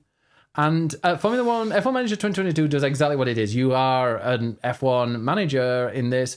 You're buying and signing players. You're going through all the stats. Players, racers, pilots, as they say in Spain. You call yourself a fan. They drive things. You get the cars, the car bits, the wheels and exhausts and stuff, and you can fix them around, and you go from race to race. And stuff. The only downside of it is that because it's a management sim, it isn't as predictable as in the races. Like it's nearly like I'd say that 99% of drivers will finish the race. It's unusual for them to have a breakdown or to have a crash or something like that. But it's also like if you've done well with the car and you've got like, you've turned the engine up a little bit, that will finish first. Are you saying it's too easy? No, it's just predictable. It's Formula One. The thing I love about Formula One is it's not predictable. There are certain times, obviously Max Verstappen and people and Lewis Hamilton, they win, but also you've got the chance where some of the people at the top might end up crashing into their teammates and flying off and stuff. And that just is very, well, when I played it, I don't know if they've made any updates. It just hardly ever happened. So it was a little bit boring and a bit dull. And it's like, if I've got the tactics right, or if I've just made this car and developed it so it's the fastest, it's going to win. But in actual Formula One, it's not as exciting as, let's say, playing F1 22. So I am going to remove it from there. Interesting. Temtem. Yes. Another sponsored stream. Yeah, no, it's been a good year. Put food on the table. Help me live in London. Temtem is Pokemon, but with it's like Pokemon, but it's like the old school Pokemons that with like the camera angle and all that. But you fight 2 against 2, and it's just really difficult. And what I played of it is going from one town to another town, and you can see the route that you have to go. You have to go up here and go around. There's nowhere really to save on the way. I don't know. I just found it a little bit repetitive and a little bit boring. And it looked great. It was very polished, and there's all sorts of other, benefits, all sorts of other things in that game that aren't in Pokemon. So I mean, it's very, very obviously kind of influenced by Pokemon. Mm-hmm. But I just found it A, a little bit too difficult, and B, not. It just took you a long time to get from one place to another, and it didn't keep my attention. Whereas Pokemon, you can get from one town to the next. Obviously, you have to battle and go through the grassy areas and fight the Pokemon there, but you can do it quite quickly. And in that, I didn't enjoy it as much. But also great representation in Temtem. I think, it's one of the first games to have non-binary as an option. I think. Was it? Oh, okay. In the gender, in the accounts. I remember there were 2 people fishing, and I had to go and relay messages between them because they'd had an argument. And then I realised, I was like, oh, wait a minute, these are 2 women. So, yeah. Love that. Was it better than Arceus? No, Arceus was much better. Get rid of it. Oh, yeah, no, it's going. Okay, then let's talk about Splatoon 3. Well, we'll talk about it in the top 10 because it's definitely in mine. Oh, okay. I mean, I've nearly finished the story, and I've played a lot of online and Salmon Run, and we've done what they call Splatfests. See, for me, it's borderline in that It's brilliant. You do need 10 games, by the way, you know. Oh, I know what's coming. Splatoon 3 is brilliant. I think it's probably the best of the 3 Splatoon games. I say that I've only played 2 of them. I didn't play the first, but, it's good, but it does feel like it's sort of Splatoon 2 plus. Yeah.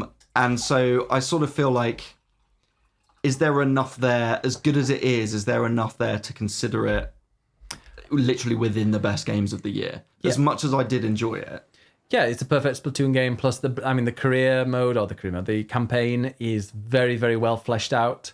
You've got lots of different islands that you go to and loads of missions on there, plus side missions and collectibles and all of that, bosses. It's when it comes to a campaign mode, I mean, that's what I've been focusing on mostly. I've done quite a bit of the other bits, you know, the multiplayer mode, the salmon run, but like the campaign has been absolutely gripping and hasn't felt too difficult. And it's one of those where you keep going, and if you do die or you don't get it, you will get it eventually, and you'll end up screaming at the TV. But it's one of those as well where if you do die, you know it's your fault, it's not their fault. But also you can do it your own way. There was one bit I had to get from one area. No, I had to kill all the monsters in a level, and every time I went to this place, they just swarmed me. So I ended up going on top of this random box and just dropping, shooting them, trying to like coax them out and shoot them from the top of this box. It wasn't the way that you were meant to do it, and I just love you can use your imagination. Yeah, use your imagination, use your initiative, how to fight it. It's brilliant, and it is another incredibly polished game. I will bold it for now as well, but for me it is a little bit borderline. I think it's the bottom half, but it should definitely be on there. Okay. I'm going to whip through a few. Ooh. Metal Hellsinger is a first-person shooter meets rhythm game. I've played a few rhythm games this year. I wrote an article about them. You should go read it. And this one is fun. It's sort of like Doom in that it's very heavy metal, demon hell inspired. But every time you shoot, it has to be in time with the music. It's a little bit headache inducing after a while because you have to really focus on it. So it's a little bit much. And at times it can be frustrating because you are so restricted. But it's still a fun game. It's not in my top, but it's worth playing, especially if you are a fan of metal music. Absolutely. It's got a lot of actual metal singers that are part of it as well. Trombone Champ is a very silly, meme-worthy game, which I'm sure everyone has heard of. It's fun to play. It's purposefully difficult because it's a comedy game, and it's a lot of fun.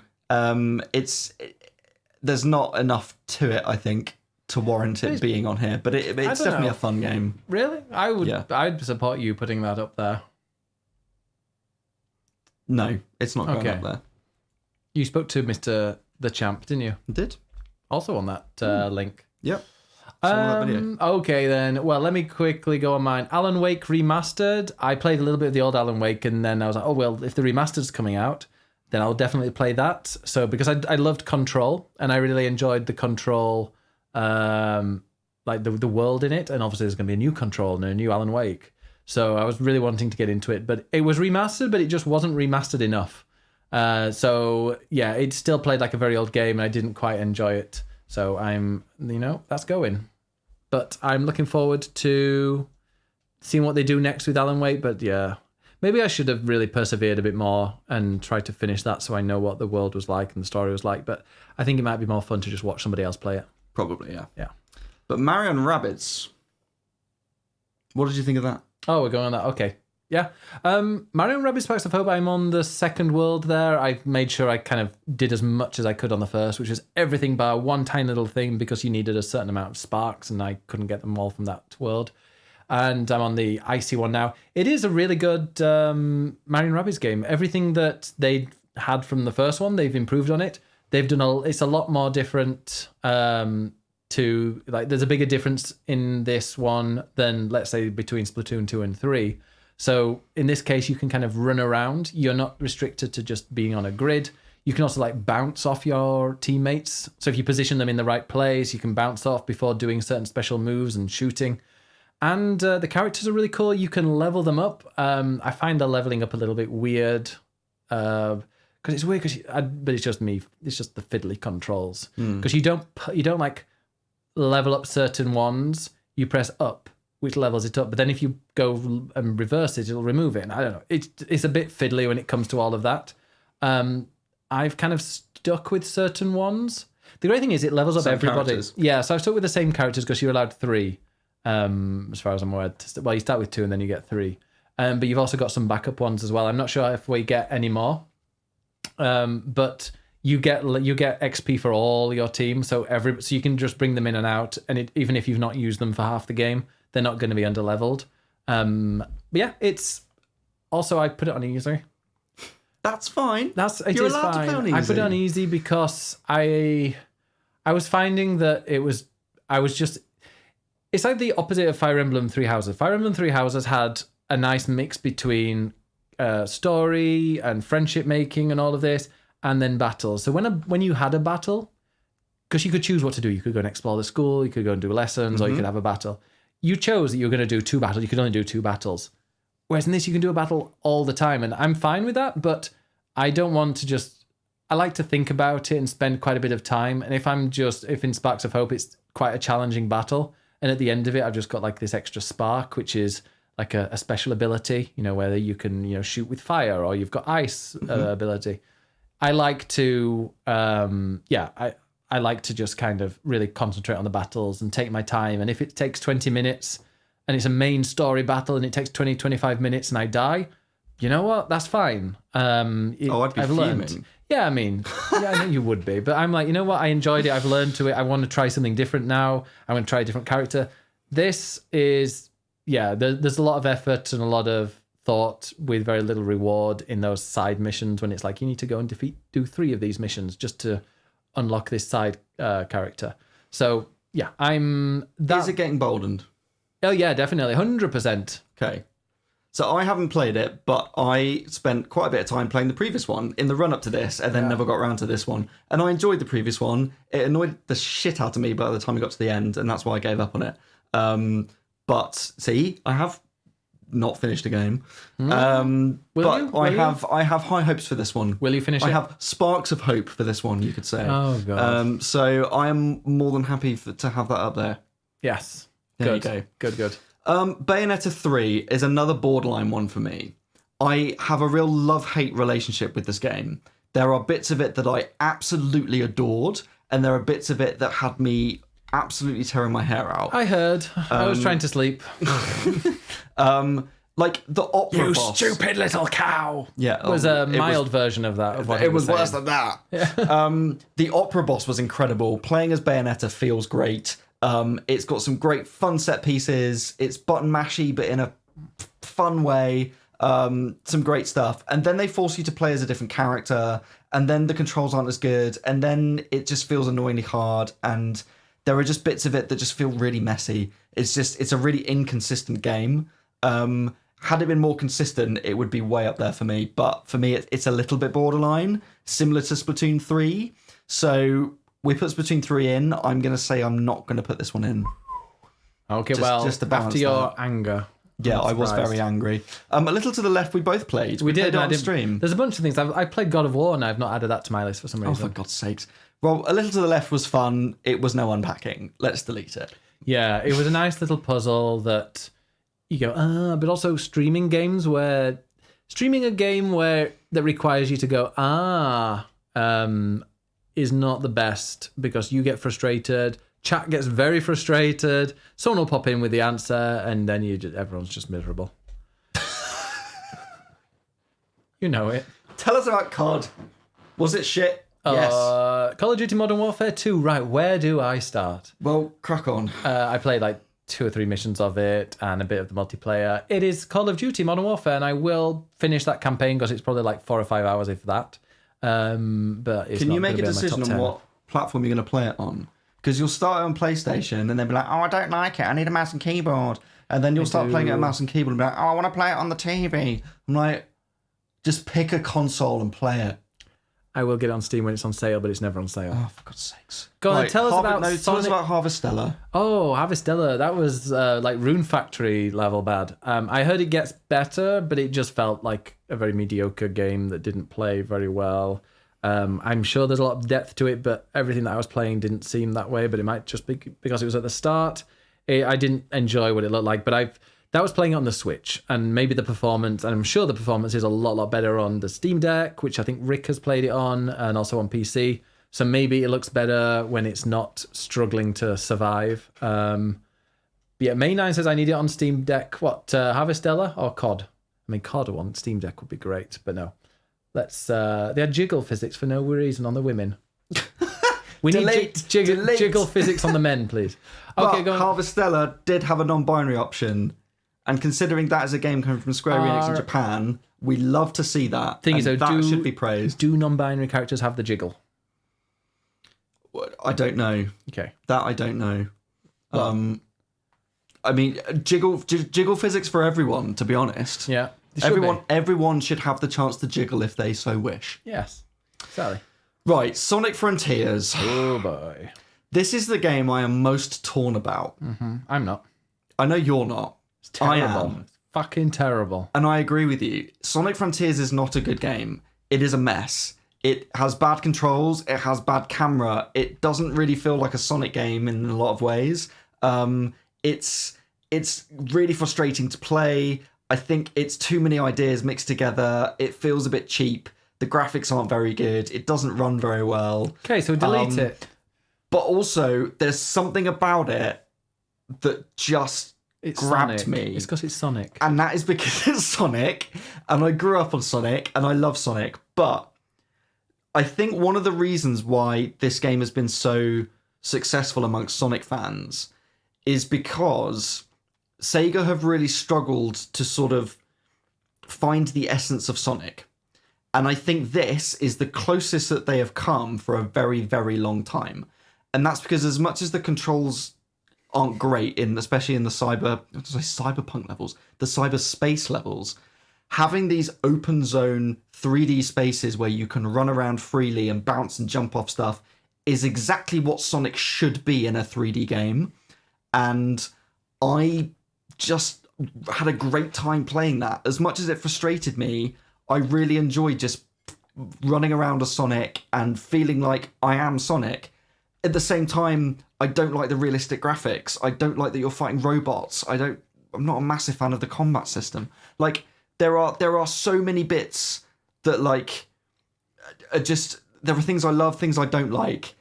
And my head is literally like, don't put this on the list because it's not a great game. My heart is like, I really like Sonic, and I just found it really charming and fun.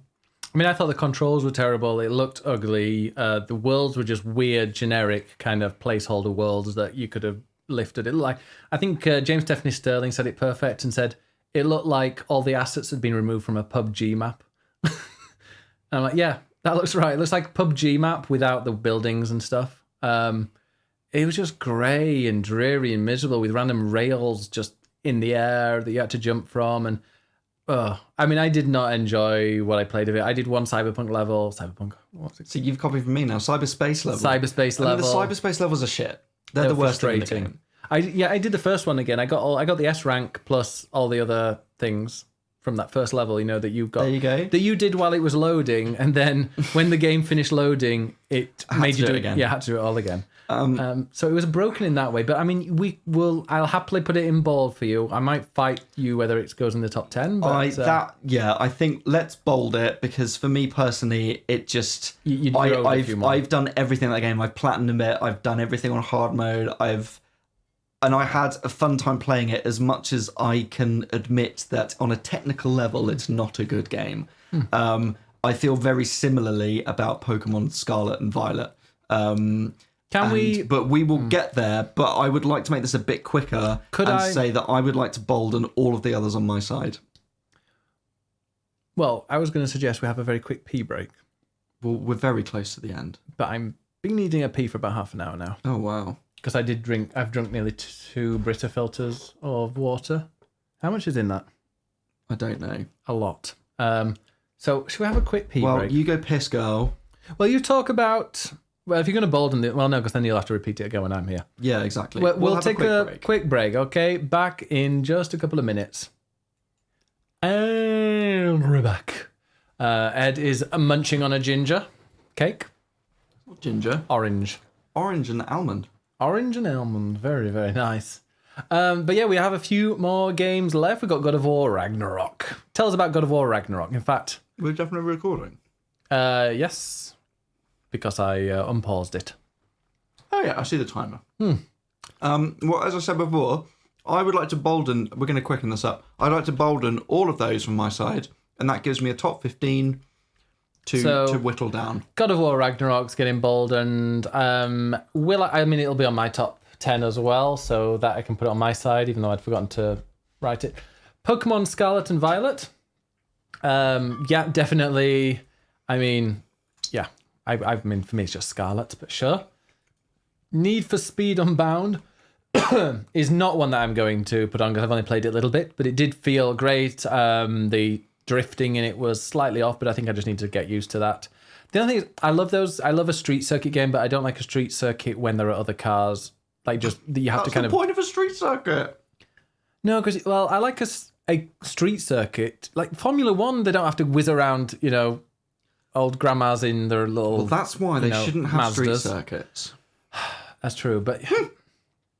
No, I like a racing game like Need for Speed or whatever when there are not other cars that you have to dodge. I don't need to race people and dodge other cars at the same time. This isn't Mario Kart. That's just not realistic. Exactly, it's not realistic. I don't want to kill people when I'm driving. But yeah, so he's going. But bring back Grid. More Grid. We want more Grid. Grid 2. Chained Echoes. I'm sure we're going to be talking about that a little bit later because I'm still banging on about that. You want to bolden Crisis Core? I would like to, yes. Okay. And I am 100% bolding Marvel Snap, as I cannot put that down, and you said you would as well. Indeed. So that's interesting. We both actually got 15 We both have each. a top 15. So we now need to put these, and because we've got some that are obviously going to be, they're obviously doubled. Sorry, I'm just going to... Yeah, all right. Yeah. Well, you go and talk to the listeners while I go and do this. Well, you're just copying and pasting, right? Well, there's some that are going to be... Yeah. You enjoy that copy-paste. Well, yeah, so, I mean, just to very quickly say then, because there are two that you haven't played, Chained Echoes is a sort of indie JRPG. It's from a solo, I think, German developer, and it is absolutely a love letter to JRPGs. It is... Very loud. Well, you put the mic right next to me, that's why. It's a love letter to old school indie pixel art JRPGs. I haven't quite finished it, but I've absolutely loved what I've played. So that's definitely going in. And Crisis Core, I reviewed for Eurogamer, and it's the first Final Fantasy game I got to review, and therefore it sort of means something special to me, which I really like. And it's also just a really well done remake or remaster, I should say. And I really loved it. And again, I love Final Fantasy VII, so that's why that's in there, because it's the personal taste. And Jess, thank you so much for the raid. Welcome, raiders. We are currently deciding on the top 10 shortlist. You're just in time, because in a few minutes we're going to be going on to the viewers' choice. So we will be doing, the top 10 list we're going to be making, we're going to whittle this down to a top 10, which, just looking at this now, we've got 2 strays. We've got 2 strays, have we? Okay, there we go. So that makes it a little bit easier. But yeah, we currently have, the top 10 shortlist is currently 21. So we're going to whittle those down after we've done the audience awards. But yeah, thank you and welcome everyone. You may come forwards now. Let's go and pop this there. You're no longer banished. Come on, here we go. All right, so there we go. You comfortable? Yeah. Okay, so these are top 21. Our short list: Pokemon Legends Arceus. Well, hang on, the long list was like 34 each. So yeah. We've done well. But the shortlist is Pokemon Legends Arceus, Gran Turismo 7, The Quarry, F1 22, Stray, Xenoblade Chronicles 3, Mario and Rabbids Sparks of Hope, Pokemon Scarlet Violet, Elden Ring, Tunic, Kirby and the Forgotten Land, Dorfromantik, Power Wash Simulator, 2 Point Campus, Cult of the Lamb, Splatoon 3, Sonic Frontiers, God of War Ragnarok, Chained Echoes, Crisis Core, Final Fantasy VII Reunion, and Marvel. See what you did there. There we go. It only took 1 hour 40, Jeremy. Wow. Great. So shall we do the user? Can we just say our use of top 10 is like my use of permanent? Yes, exactly. The chat's already been giggling about that, but nice to catch up. Oh, sorry. So, shall we do the community awards? Community award, including best game. By the way, people in the chat, if you are new here, everybody, if you want to nominate something that we haven't included, and we go, oh, of course, that one, we may add them as well. We're going to whittle them down to a final 4, but based on chat also helping us and saying like, no, you need to include this one because maybe we haven't played it. And then it'll go to the vote. If it's a draw, if it's, 2 games that are voted equally in first place, we get to decide. Oh, okay. Nice. Yeah, I thought that'd be fun. Excellent. All right. So, what is the first community award? The first community award is not on this one because I've... wait 1 second. Here we go. This one. Wait, no, that's the wrong one. No. Which one was it? It's the first one. Was it the first one? I need to scroll down. Okay. That was my... Yeah. Let's go remove these. There we go. Most unique art style. There we are. Now, most unique art style. So it's not necessarily the best looking game because that would just be going to like God of War, Horizon, etc. This one is the most unique art style. So the one that you love the art style of. Pentiment, Cult of the Lamb, Nobody Saves the World, Tunic, Beacon Pines, Frog Detective 3. You'll notice that is in a few categories, thanks to Mofo. Return to Monkey Island, Dorfromantik, Stray, Ollie Ollie World, Endling, and Wobble Dogs. I think is this the one with the most nominations? I think it is. It was the first one that we asked for, yeah. For me, I think Pentiment should be in there. Yeah. Because neither of us have actually played it fully, but I think it definitely has the most unique art style, and the fact that is so integral to the style of the game, I think that should be in the top 4 of these. Okay. I see there's a few of these that I've not played. I mean, let's say, do we bolden them? Well, yeah, let's chat. bolden. But chat, give us, what do you think? It's up to you. So chat, tell us what you think should be on there. Pentiment, yeah, definitely agree with that. FD3 means the most nominated game. Frog Detective, it's like the nomination Oscars. Cult of the Lamb, people like these. So yeah, remember, we will have, I'm not trying to sway you, but we are going to be having multiple categories that Cult of the Lamb also. People think Stray. I loved the, like, how dark it was, but also the neon lights. I took a load of screenshots playing that. I feel like I need to look up Beacon Pines. No, and Nobody Saves the World. Yeah, this is going to be one where we should look. I mean, I kind of agree with Pancake. Like, Stray is great, but for me, the art isn't the most interesting thing about it. As much as I do like the art. Yeah. Tunic was a pretty game. It was pretty. I mean, it's all about the booklet, isn't it? In Tunic, the instruction manual. Beacon Pines. Oh, that does look. Oh, I love that look. Actually, I've seen. Wait a minute. Do I even own this? Do I own this? Sorry. Was this a Steam Deck game I haven't played? Wait a minute. I feel like I've seen it so many times. I don't know if it's been advertised places. I think it's. Oh, I do. I love that style. Have a lot of people played Beacon Pines? It had a unique play style. That's true. People was playing it. Tunic was beautiful. Definitely nostalgia homage. Should we get rid of Ollie Ollie World? It's kind of cartoony. It is stylish. It looks good. Well, don't get rid of them. Just bold them for now. Yeah. So we can see them. I also love the style of Dorfromantik, and I feel like that might be popular with people. Okay. Well, it's the viewer's choice. I don't know Stray. Yeah, I think Stray would be... When it comes to art, you don't think of Stray, the art style. I mean, maybe you do, because it is gorgeous and like dark, neon. It's not unique, though. It's a realistic sci-fi style. Yeah. Is Dofromantic unique? Yeah. Cutesy little... It's got that sort of wistful, sort of Germanic, idyllic countryside. It reminded me of, what was that game where you had to make little houses? City Builder, Cityscape, or what's it called? No idea. Well, you just put like rooms on houses and it kind of made it look cute. It was on phone. Townscaper. I'm pretty sure it was Townscaper. You ever played Townscaper? No. That's great. Oh, yes. No, I have. Yeah. Yes. Oh, that is nice. Yeah. Beacon Pines looks adorable, but it's not. Is it like Doki Doki? I'm wanting to put Beacon Pines on there just looking at it. I'm not, but okay. I sort of agree with Liz. But like... it's not my award. No, Liz is talking about the game itself. It looks adorable, but the actual game isn't adorable. Oh. Well, what do we think? So we need to pick one more.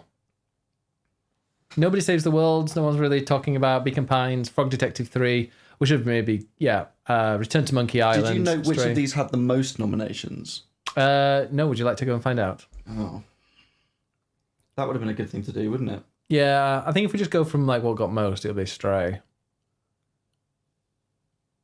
But I know Ravi got Wobble Dogs. But yeah, if anybody would like to suggest another one, Pentiment, Cult of the Lamb, Dolphomantic. I don't think there were multiple nominations. Yeah, maybe there weren't at that point. I mean, Frog Detective 3, definitely not. Looking at it. And like Return to Monkey Island had the same idea. Is it unique, Frog Detective? I mean, kind of. Yeah. It looks Do you like... know what? I think we should go Frog Detective just because it's popular and people love it. All right, then. So we're going to get the poll started right now. Most unique art style. In fact, Moni, would you like to do it? Because I can't. You're faster with your fingers. Feel free. Unless I'll happily do it if not.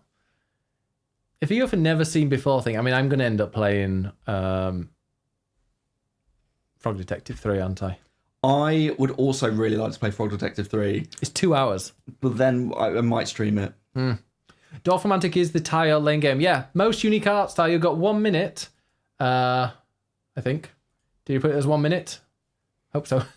Yeah, go on then. Thank you very much, Marnie. So you've got 1 minute to vote for, or 2 minutes. Well, let's do 1 minute in future, just so we're not here forever. But thank you. I'm very appreciative. Maybe we'll put a star on here next to the winner. Or move it to the top for the winner. Yeah, I'll put a star. Or I could get the little there's emojis on here, isn't there? Get the little king thing. Insert. The little king. Do you mean a crown? Crown, that's it. The little king thing? Yeah, the little king thing. There we go. Let's just copy it first. Okay. There we go. What do you think of the screen? You know, the layout and everything on here looks quite good, doesn't it? I mean, it's a Google Doc, but yeah, it looks great. Yeah, but we're on it and you can see everything nice and clearly. Most unique art style. The map, queens can have crowns as well. Don't they have tiaras, Aaron? Wow. I'm joking. That's princesses, actually. Oh. What does a prince have? A prince doesn't have a tiara. They all have crowns. They're all royalty. Okay. I mean, that is one hell of a crown. What's that one from? Ah, the Hyperscape. Remember that? Hexgo Brr. All right, get your votes going. We're not looking at it. Yeah, we don't have it up. Yeah, we are going to see it when the winner gets announced. Prince does have Purple Rain. Purple Rain. I got an inflatable. Oh, an inflatable tiara for Christmas. Oh, is it the one with where you had to put the rings on it? The moose tiara. That's just a moose head, I think. Okay. Okay, and the winner of most unique art style is Cult of the Lamb. Cult of the Lamb, most with unique. 63%. Wow, that was a lot of votes as well. People did like Cult of the Lamb with the most unique art style ahead of Pentiment, which was okay. Of course, he didn't rig it, Money. Yeah, right. Money. How many accounts have you voted? But yeah, here you dropped your crown. It's the only one you played. Oh, okay, no, Fair. Very, very fair. This is reflecting the community. So there we go. These are the community. Now, what's next? The next one is for most in need of a sequel. Oh. Okay, most in need of a sequel. We've got Stray and The Quarry. Oh, by the way, Cult of the Lamb came first. Just quickly saw Pentiment came second with 21%. Dolphomantic with 13%. And Mofo voted for Frog Detective 3, which only got one vote and 4%. He's lurking, I'm sure. Yeah. Now, yeah, so most in need of a sequel, either Stray, The Quarry, Tunic, Immortality, Frog Detective 3, which I've got a feeling it might do, and God of War Ragnarok. Those are the most in need of a sequel. There might end up being a little bit of spoiler talk here, because obviously they're going to talk about maybe the ending and how it could maybe relate to it. So feel free to mute, and when you see us scrolling again, that's when we've moved on from it. I will talk quickly about Stray. Stray I mentioned it before earlier in this podcast. I feel like the ending of Stray sets up a chance for a complete, they can do whatever they want with it, and I would be happily play that. Aaron is suggesting Sonic Frontiers should have a sequel, and I would agree with that. I think we should at least add it to this list. It needs a remake. No. I want a Sonic Frontiers remake. Okay, Sonic Frontiers, you may add that. I also agree with Gemma here about God of War Ragnarok, because we know that's going to carry on. So it will get a sequel. Yeah, exactly. And also, again, if you've not finished God of War Ragnarok, I will put my hand down when I don't mention it, so feel free to quickly mute. But God of War Ragnarok, they they present it so obviously, yeah, we're going to have a sequel, but also they are making it so that there's potentially a side franchise going as well, which is what I'm guessing will happen with the person that separates at the end, Atreus. Yeah, I mean, I've got my hand up. Yeah, so, I mean, Atreus and Kratos split up. So Atreus having his own little side thing that's staying in Norse mythology, and then Kratos going off and doing his own thing. Totally fine with that. But yeah, so I feel like that would have a sequel and a spin-off. There we go. In a similar way, I sort of feel like, I mean, The Quarry's nominated, but I feel like they will always do individual stories rather than sequels. That tends to be the way that developer works. In the franchise, definitely, that would be great. Yeah. I'm thinking Stray, 100%. I think Stray... Sonic? Yes. Remake. It needs a remaster. No, it needs a sequel. It needs a remaster. I'm guessing Frog Detective 3 is probably going to have a Thor. Yeah. So, should we go then Tunic and Immortality as the other two? I mean, that's what people think. Yeah, Tunic, sure. Madam Needs, I know, loves Tunic. Helly says I have a counter argument against Stray, and I can understand that because it is such a perfectly contained story. But that's why I'm like, they do set it up so if you want to have a sequel, great. But if they don't, it's just like you can just treat that ending as kind of, happy ending, and you can use what in your head whatever happens with that. I'm just saying that ability, that sequel is there if you want it to be. Yeah. Equally, Tunic, I think is a great self-contained game, and I'm quite happy with it how it is. But I would not say no to more of it. So you never do. But yeah, so we're going to go for. I mean, Immortality. We've not played it. Is it going to need a sequel? Have people played Immortality? Who nominated Immortality? Randy Pasta. Randy Pasta picked Immortality. In the credits, there's like 20 different cats. The game seems to love story for cats. Yes, it is. People that do love it. Hey, Tom. Nick, says Tom. Yeah, I mean, Immortality, we both want to play it, but we don't know whether it's going to need a sequel or not. Maybe we should just put Frog Detective 3, and then we'll let the chat decide. Okay, fine. Frog Detective 3. It's going up to public vote again. Okay, Monique, 1 minute. Most in need of a sequel. Stray, Tunic, Frog Detective 3, Sonic Frontiers. Does he have... I thought he has back ears. I thought they were at the back. They're just ears. Okay, side ears. Come through, Frog Detective 3. Each time you get 3 choices and Frog Detective... Then one time you're going to get pissy and like, I'm just going to vote Frog Detective 3, most in need of a sequel.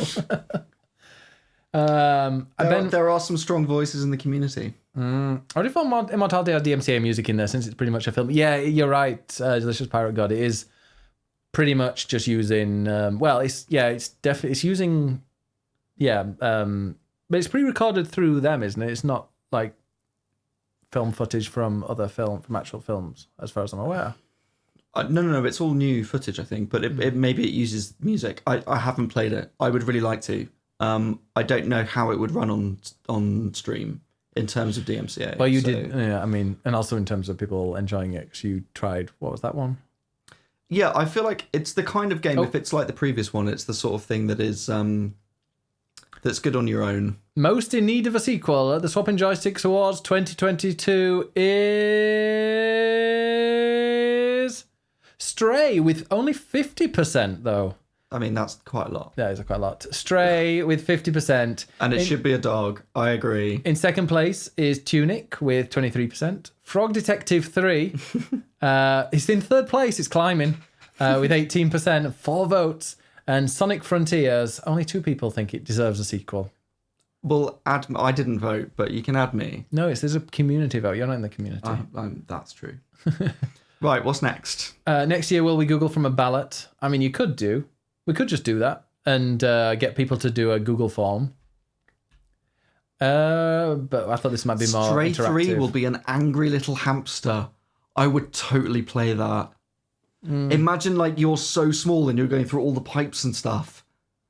I would totally play that. I just want, maybe they'll just merge with like Goat Simulator. What about like a big animal? Elephant. And it's just called Rampage. And you go around and you have to That's a very different game. Kill people as a rampaging elephant. What's the next award? That would be great. That'd be a great sequel. Okay, best game to watch on stream. Interesting. So the best game, the one that you enjoyed the most watching on stream. Pokemon Scarlet Violet, Pokemon Legends Arceus, Cult of the Lamb, The Quarry, PlayTup, Frog Detective 3, and Elden Ring. Untitled Elephant Game, I would love that. Yeah, I want it really gory, like Callisto Protocol style gory. Just like... Now, there's a lot of love heads. for Cult of the Lamb in this. Yeah, so that is 100% going on. I think that needs to be on there. The Twitch integration really helped. There was some love for The Quarry in Discord. Yeah. Again, did that have Twitch integration as well? No, it was a weird... I don't believe it did. It had a weird kind of multiplayer version of it. The Quarry, though, I think seeing people's different decisions... I mean, that is a great game because, I mean, The Quarry, you're not going to play that game 17 times, are you? To see what the different outcomes are. But you want to see how other people do it. But you can watch other people... see it to see the different outcomes. So Doodle says, Cult of the Lamb, I've never been made to eat so much poop. That kind of implies that you've been made to eat a little bit in the previous time, but never as much as that. Elden Ring had a couple of nominations. Yeah, watching people die a lot, like me, and get frustrated and then just turn it off. Yeah. Elden Ring. What would we like as the fourth? Don't say it. I did enjoy watching Mike Chebb play Frog Detective 3. Steepany says PlayTup. When a game can have different stories, it makes watching it even better, so I understand the nomination. Yeah, no, same. Yeah, exactly. Frog Detective, we've got 2. There's a lot of frog emotes. Well, if that won, I would do it. I'd have to stream it immediately. That's the thing I would really like to stream. To be fair, 2 hours for a stream, that's nice. I'm going to have to do it, aren't I? Yeah, I might. Maybe we should do that as a quick look that is actually just us playing Frog Detective 3. Could do. Oh no, I kind of want to play it. I want to probably, because I think you have to use your brain. I'd like to use my own brain. You don't want me getting involved? No, you'd confuse me. Well, I'll play it on stream once, then you go and play it on your stream. Wow. Okay, so I mean, Steepany says PlayTup, and then we've got a bunch of people with frogs in there. I'd go PlayTup, and Scarlett says she's... Okay, that's 2 for PlayTup. Well, let's go for PlayTup, shall we? Okay. Because Frog Detective, I think, is becoming a bit of a meme. So we're going to, PlayTup. Sorry, just quickly, Madam Knees is saying that the kind of sequel I would like is I would like to do a Sparks of Hope style Zelda game. That was in the works. There was going to be a tactical Zelda game with the champions. Although they weren't, this was pre Breath of the Wild, but it was a similar kind of thing. Apparently PlayTup has good Twitch interaction. I'll nice. have to. I'm going to definitely look at that. I need to look up PlayTup as well. Okay, there we go. It's up. Go and vote. What is your best game to watch on stream? What do you think it's going to be? I think I know. Yeah. Do you think over 50% or under? I think over 50%. Yeah. PlayTup is hilarious. Okay. Okay. Can people explain like what kind of game is PlayTup? Because Ed doesn't have fucking Google. Well, no, I'm just interested to hear from other people. All right. Let other people do your work. Exactly, Cafe. If you look it up on Did You Know Gaming, which is a YouTube channel, they spoke to the people that were going to make this this Zelda strategy game. I think it is. It was going to be by Retro Studios. It's Yogcast Games. What, PlayTup? Yeah. Is it like Overwatch? No, it's more like Overcooked. Overcooked. That's what I meant. Not Overwatch. You knew what I meant. Yes, it looks very much like that. Cult of the Lamb with 55%. It did get more than half. Yes, the best game to watch on stream at the 2022 Swapping Joysticks Award is Cult of the Lamb with 55%. Nice. Yes, exactly like Overwatch. Okay, cool. Yeah, Got with it. plates. Then I definitely don't want to play It's it. very Greek. Okay, then the next category is Best Story. Now, if anybody wants to add any extra ones, feel free, because this is a weird... I mean, I added God of War Ragnarok because I'm like, none of these games have stories as far as I'm aware, but let's see. Best Story is Frog Detective 3, Strange Horticulture, Disney Dreamlight Valley, Tiny Tina's Wonderlands, which I've got to double check is actually came out this year. Was it this year? It did, yeah. It did, okay. And God of War Ragnarok. Story. So the best story. We've got an addition for Stray, and I'd agree with that. I think Stray is a strong contender. Okay. A strange mix. Yeah. We also got one for Tunic. Is Tunic a story? Yeah. Okay. What's the story? It's a fox. On an adventure. Okay. I mean, Disney's story is that Minnie's dead and wandering around the ghost of What? Minnie. Spoiler. Yeah. I like the TTRPG story. Yes, that's right. Tiny Tina's Wonderland did have lots of like D&D kind of references, didn't it?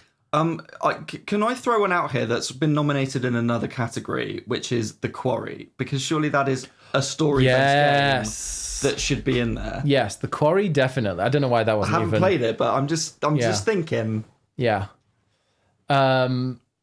Yes, I'd argue the game is based in threading the story together. That is true in Tunic. In the way that you unravel the manual, that is telling the story as you go. God, you're so hipster. Oh, fuck off.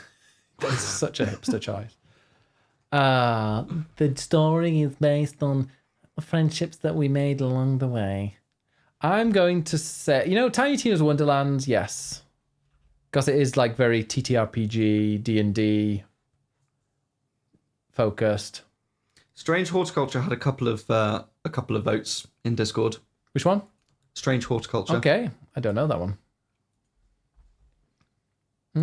Wait, Strange Horticulture? Yep. Well, I need to work out what that is. I think you're like running a plant shop. Yes. It looks but pretty. It's meant to be really interesting. Yes, I think Jinx love that. How do you create a story that my friends made along the way? The Dark Pictures anthology, The Devil in Me. But also The Devil Inside Me. Well, I mean, The Quarry, definitely. I don't know. Did people play Devil Inside Me? Isn't that the one that was so bad that they had to... Is that the latest one that people have like stopped playing because there's just so many bugs in it? I'm okay with The Quarry in there. Yeah, go for it. Which one? Which other one? Frogs? No. I mean, there's Tunic, Stray, God of War Ragnarok, Disney Dreamlight Valley, Frog Detective.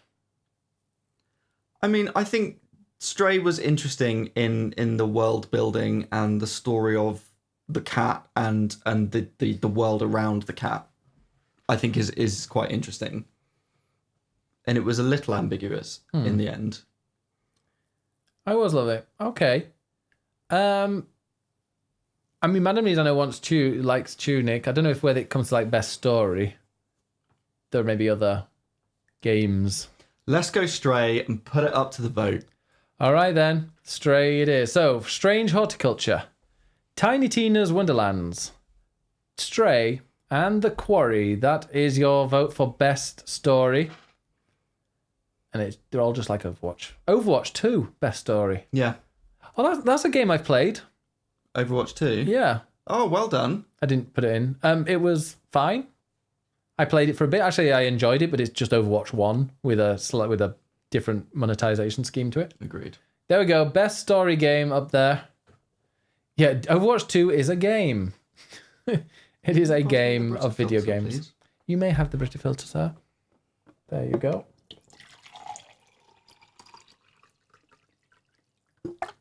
Got some lovely ASMR for you there. Everyone's going to be rushing to the toilet. Yeah. I think I'd lost a lot of the key story feeling due to the Holy Cross frustration. Tunic was an interesting game to play on stream because a lot of it is about sort of revelations in terms of the layers of the manual and the Holy Cross and all of that, which you sort of want to work out on your own. And it's lovely to have like the chat there helping, especially when you're frustrated. You've got people that you can ask, and that's lovely. But then it becomes a bit embarrassing if you're not very good. Best story. Best story of the 2022 Swabbing Joysticks Award goes to The Quarry with 48%. Okay, Nice. It wasn't Runaway, but The Quarry wins. I feel like that's right for the best story. Stray, wow, one vote Was behind only one it. behind.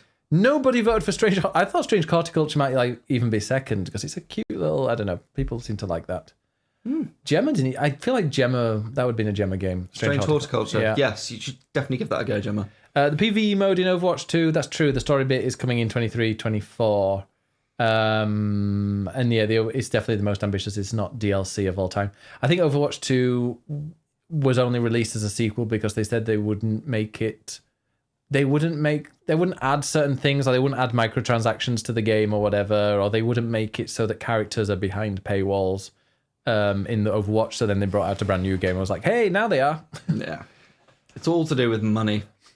What's the next award, Ben? Okay, the next award, Edward, is Best LGBTQIA plus representation. Nice. And we've got World of Warcraft Dragonflight, Arcade Spirits, The New Challengers, Wild Flowers, Wild. with a Y.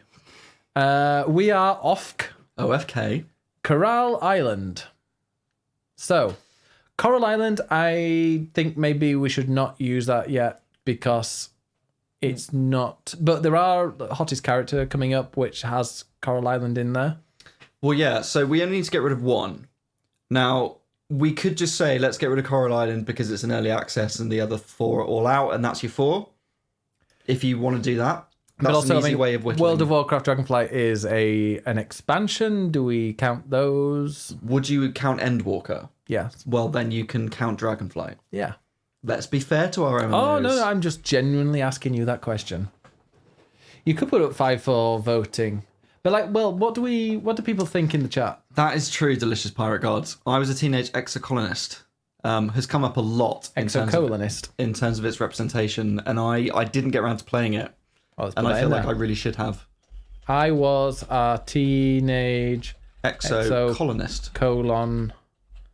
Is that like removing colon? No, it's about creating a colony. Oh, okay. In space. And if I remember rightly, I think it's actually got really good trans representation in it. From what I've read. Well, that's good. So, that is also true, Baltimore. DDV is early access. It is early access, but it is a pretty much a very, there's a lot more to it than, I don't know. I feel like with Coral Island, I was reaching a point where I knew that there was a limit to nearly everything I did. Whereas Disney, there's a big chunk of game out there, and they're just going to like slowly add more levels and more characters as the game progresses. Well, for me, I would include We Are OFK, but I also feel like no one in the community has played it. It's just me. They've all read your review, though. Well, I hope so. But I feel like no one's going to vote for it. So I don't think that reflects the community. So I would happily take that out. I would have definitely think World of Warcraft. I've not played it, but people like Clues I know, who is asleep now, so wouldn't be able to vote for it. He loved World of Warcraft Dragonflight and loved the representation in that as well. Arcade Spirits, I think we can't not include that, Yep, especially as a lot of people played it. Apex, they did. Unfortunately, Apex is quite an old game, but they had a non-binary character before. So Apex have always been pretty good with representation. I would say Coral Island and Teenage Exocolonist for the other two. Yeah, you would count Coral Island. I see. Helios says Coral Island is a clear winner, but not only being an early access, but also being a very small portion of the game might really disqualify it. I would say that with you, with Helios. I think this would stop Coral Island from entering the game of the year when it's representation. I mean, if it's got great representation already, despite being quite a bare bones early access, maybe that would be better. And I feel like it's a game that a lot of people in the community have played and watched streamers play and have enjoyed. So I personally think it reflects the community and it is the community's awards. But I've got a very strong feeling that Coral Island will definitely be on our game of the year list next year. Yeah. I mean, what I've played of it so far, I'm really excited to see what they do with it and loved it. In fact, I actually stopped myself because I didn't want to reach a point where they were like, no, you can't do this. Because I didn't want to reach a point where part of what I wanted to do, or some things that I wanted to do, I couldn't, because that was reaching a limit. Whereas others I could progress, because I just didn't want to reach a point where I'm like, I don't know what I'm doing here. Yeah. And I'm just going through the years, whatever, with these, few things that I can do. I'd rather wait until there's a lot more. But I guess what they have done in this game, and I'm not saying this to sway the vote or anything, because I haven't played enough of it, but from the very beginning, they've got all of these different characters, different relationships you can have, and representation in terms of across those characters. So the fact they've had that in from the very beginning, even though it's early access, is a good thing. Yeah. So, well, there you go. World of Warcraft Dragonflight, Arcade Spirits, New Challengers, Coral Island, I Was a Teenage Exocolonist, and that will be the final 4 up for the vote. We Are OFK and Wildflowers. I know a lot of people did love Wildflowers, but it isn't going. Yeah, that was a Gemma game. What is the Annapurna volleyball game? Destra, I think. Okay. That's another one I didn't get around to playing and is meant to be very good. Yes, there's a rainbow flag on the town hall in Coral Island. We'd love to see a rainbow flag on every town hall. Yeah. That was on my Animal Crossing town hall. I had a rainbow flag. Do you know there's a rainbow flag on the... Well, I did because I pointed it out to you and told you already. But there's one at the entrance to the Shard, which is run by Qataris. It's owned by people from Qatar, but it has a rainbow flag that's been there as long, since March and probably beyond that. Man and Muses Night. Poll doesn't meet. Is it colon money? Could you just say EXO? I was a teenage EXO. Yeah, shorten them if you need to. Yeah, maybe you can't put colons in. Destra is this sort of volleyball dream game thing, and yeah, the character is non-binary. It's a mobile game. It's meant to be very good. Oh, there we go. Best representation. It was the colon, I think. Okay. I'd love to be taken up Shard. I bet, Liz. And the fact that you could write your own honorifics in Coral Island, not just pick from a list. And it's free if you have Netflix, apparently. That one. Yes. Do you know what? If you have Netflix, go look at the Netflix app, because there are loads of games on there that you can play on your mobile as part of your subscription. And they've got some great stuff on there. I think Immortality's on there for free. Destra's on there. Some other stuff. It was actually, it apparently was not colon, but it was the colon that needed to be removed. Like from Exocolonist. No, the colon. I thought it might be the word colon from that, but it wasn't. It was actually the colon in World of Warcraft Dragonflight. I got that. Oh, yeah. I know. I thought, Swizzle says that he has played 0 of these titles. Well, there we go. By the way, the winner, best representation, is overwhelmingly Coral Island with 63% of the vote. There we go. So, best LGBTQIA plus representation goes to Coral Island, despite being in quite early access. So, good for them. Very good for them. Okay, the next category, hottest character. Oh, dear. I mean, this is also quite heavily voted for or nominated. Mark, you might need to Google these. Mark from Coral Island, Noah from Coral Island, Yuri from Coral Island, Junk Queen from Overwatch 2, Professor Churro from Pokemon Violet, Professor Sada from Pokemon Scarlet, Rani the Witch from Elden Ring. Interesting. She's hot. Kratos from God of War Ragnarok. It's like Triple H. Bayonetta from Bayonetta. I mean, the Coral Island characters are incredibly hot, and that's fair. Yeah. Also, I mean... Where is Pablo? I mean, cheesy. We'll put Pablo. I'm adding Pablo because that was my Should we just favourite. have 4 Coral Island characters? Yeah. Which Coral Island character is the hottest? I mean, I think Professor Churro needs to be in there. The amount of thirst for Professor Churro. There was a lot of thirst for both of them. However, I actually prefer Mr. Saguado, who was the home economics teacher. Oh, no. Bit greasy. No, he's got hairy arms and a moustache. Taste, says Helios. Yeah. I think we should, Professor Churro. Let's, Moustache. Who else? Bayonetta. That's from Bayonetta 3, wouldn't it? Yes. Well, should we pick a few? Which one is for? Well, I haven't played enough of Coral Island, and I feel like the community have. Chat gets to decide. Chat decides. And also, I agree with Moni here. Like, if you're putting Churro in, you've got to put Sada in because it's not fair. Otherwise, it's just here's a load of hot men, and this needs to be a diverse list. Yeah, I mean, we've got Rani the Witch. It's what the people want. Yeah, I also think maybe Churro Sada is one. That'd be hottest characters. Yeah, but it's they're part of the same game, and it's sort of dependent on which one you bought. But then we maybe put Coral Island characters together, says Moni. Why don't we do? Yeah, I agree. We could put the cast of Coral Island. That's not a character. Tell you what we'll do is let's just do a quick poll, 1 minute, of those 4 from Coral Island, and then we could do a Sada and Churro, and then 2 more. Okay.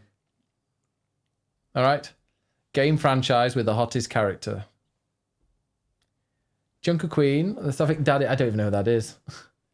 Jay says, yeah, let's do a runoff for Coral Island and a runoff for Pokemon. So, Moni, can we have a poll, please, of the 4 Coral Island characters? Yeah. And then, Mark, Noah, Yuri, and Pablo. So, Mark, I'll show you these. Coral Island, Mark is... it's that one that everyone's... Hang on, Helios has put characters in, put pictures in Discord. Okay, there you go. There is Mark, the generic kind of... Oh, yeah.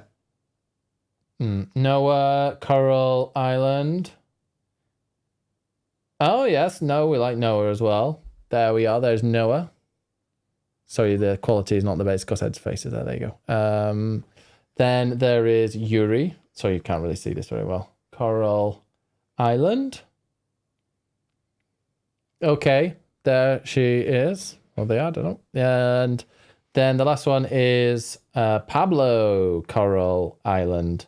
That's the one you wanted to bang. That is the one I will be banging at the full release. Because he just literally started flirting with me. I'm like, okay, yep. Okay, so they're the 4. None made it to... Oh, Helios. I've got them here, look. But oh yeah, you did put them. Yeah, there was Mark, there's Junker Queen, and the 2 professors. Okay, the hottest Coral Island character, Yuri and Pablo. Well, let's add them both because Yuri is female, and I feel we need some women in there as well. So then it's Professor Churro or Professor Sada. Yeah, so let's have another poll of Churro versus Sada. Okay. Hang on, how did the other 2? How were they voted? Which in other the 2? poll? Oh, the other 2. Mark was 3rd. Mark didn't make it. I'm actually quite surprised. Yeah. Noah last. They were in the answer of the day part of Discord. By the way, sorry for anybody who's listening to this and we're talking to the chat. I will read out what everybody is saying so they can hear as well. Because this is going to be a very long podcast. We're already 2 hours 20 in. Right, which Pokemon hot tie do we want, apparently? Yeah, oh, she can't say hottie, I'm guessing. Oh, hottie. I did not even click hottie there at all. I was like, who's wearing a tie? Do you want Turo from Futuro or Sada from Pasada? I mean, I know they're both professors, but they're not wearing ties. No, they're not. How unprofessional. Basically, do you like a basic hot white bearded man, or do you like a vampire? Is she a vampire? Well, she's got spiky teeth. Maybe she just doesn't brush that often. Wow. Well, then, so we'll do this. Then we'll have one more. And I think the other one should be Junker Queen, because that was Helios's other pick. And Helios did provide images, Yes. which I think does help. Okay, Junker Queen, definitely. Rani the Witch? Rani the Witch is hot and has inspired a lot of cosplay. I will say that. Okay, Turo with 73%. Wow. Has gone for that one. Okay. So they are your four. We've got Yuri from Coral Island, Pablo from Coral Island, Junker Queen from Overwatch 2, and Professor Turo from Pokemon Violet. There it is. They're the top four. And the thirst is real, yes. 73%. I want to pick cutest animal, says Yuffie. Well, maybe next year we can have a cutest animal. Yeah, I think we can. Maybe we can have a question of the day at some point that is, what categories would you like? These are your awards after all. Oh, I didn't. No, I think you did. Oh. And then we collated them. Yes. But if there's ones you feel very strongly about, then okay, so you can let us know. If you want to get the poll already, we can do that. We can do it again. Yes, we can definitely do that again. We've still got a few more categories to go, plus your game of the year. We'll have two semi-finals for that. How many options can you have in a poll? Quite a few. Listen, we're still typing, says Money. Fine. You're gonna make us. I know, Cheesy. This is difficult to pick, but you've got 1 minute to do it. Hottest character, is it Yuri from Coral Island, Pablo from Coral Island, Junker Queen from Overwatch 2, or Professor Churro from Pokemon Violet? And there's a nice mix of people there. Who would you pick? Pablo from Coral Island, because he was thirsty with me and therefore if he's willing, he gets it. See, I think I'd have to go with Churro. You can do like a bit of a, Basic beard, yeah. How dare. I mean, Pablo was just like, yeah, go with anybody that's interested. Clearly. You're so easy. Okay, the winner of Hottest Character at the Swap and Joysticks 2022 Awards is Pablo from Coral Island. I did not expect that whatsoever. I thought that would be Professor Churro. Churro second. By one vote as well. Pablo from Coral Island. Enhorabuena. You are the champion. Miss, congratulations. I figured that. All right. Do you want to put your crown on? Oh yes, I will crown Pablo. So, yeah. And I don't know if they do multiple relationships, Cheesy, but we'll just have to borrow him. I don't want him all the time. Just nights. Okay, the next one is Best Music. Now, this is... so we've got 3 here. Citizen Sleeper, Metal Hellsinger, or Pokemon Scarlet Violet. Mainly because of Ed Sheeran. So these are the 3 that we've got for Best Music, which is quite surprising that not many people... really nominated them. Are there any others that we need to add? Oh, We Are OFK, yes. Yes, I mean, We Are OFK does have great music. I don't know how much people have heard it, but the music is brilliant, and you should listen to it. Mm-hmm. Okay, yeah, We Are OFK. Yeah, it's the battle themes of Pokemon that are great. Also, the slap bass as well is great. Yes. And also Trombone Champ, of course. I mean, yeah, you are making your own music in that. This is the Death Stranding Best Music Award. Oh, is it the best supported by the Low Roar Best Music? Frog Detective, that wasn't in there. Kirby music was quite good. That's true. I don't remember it much. Chivirchas, exactly. Churches. No, it's Chivirchas. I think we should take out Metal Hellsinger because I don't know if other people have played it, and then we should have the other 4. But it is a metal music. But I don't think people in the community have played it. I don't think anybody here has Remember? played Citizen Sleeper. No, it was nominated by Pete Random. Pete, are you here? No. I really love the Citizen Sleeper music. Proper ambient spacey shit. Okay. There you go. And then it said probably should have added that for the other one, but didn't. Okay. Has anyone played Citizen Sleeper? I feel like we should have had some music. I'm sorry, you said I'd like to nominate Pokemon Scarlet because it has Ed Sheeran in it. That is valid. That's you. Very valid. Very valid. Let's go, Money. Let's go. Okay. No, Metal Hellsinger. Oh, Madam Niece has. Did you enjoy it? I've heard it's not very long from you. Yeah, apparently it's only like 6 hours, and I'm later this week. I think I really want to play Citizen Sleeper, and I really want to play Signalis And or Signalis, however you pronounce it. They're the next 2 because they're both quite short, I think, and I really want to give them a go. However, just before this, I did load up my PlayStation and I put The Witcher 3 in, and I downloaded the upgrade. So I kind of want to play that. really? Oh well, at least that's a quick game. You can quickly I'll just whip in through one that. day. It's fine. Also, we've got Immortality to play, That's true. and we've got the Atari collection. We do. That would be fun. Atari might even be a fun stream game just to play one afternoon. I don't think people will enjoy that. No, that's true. I think it's quite interesting though. Are we here to educate or entertain? Educate Well, why are you here with then? good game. How dare you? Signalis is amazing. Very PS1. Ooh. I've heard only good things about it, and I feel like I'd probably put it in my top 10 list had I played it. Best music at the 2022 Swapping Joysticks Award is Pokemon Scarlet Violet. Ed Sheeran wins. Congratulations. Pokemon Scarlet Violet wins Best Music. Metal Hellsinger robbed. That soundtrack was amazing. You didn't particularly like it too much, did you? I quite liked it. I didn't think that the community had played it that much. Okay, Well, that's now my bad. next one. Best Cozy Game. Cozy, Ravi. Cozy. Calm, chilled. I mean, / relaxing, wholesome. You all know what it means, whatever word you want to use. Yeah, there we go. So the best cozy game. Nominations. Bear and Breakfast. Little Witchens of Woods. I don't know why it's German. Dorf Romantic. A Little to the Left. Stack Lands.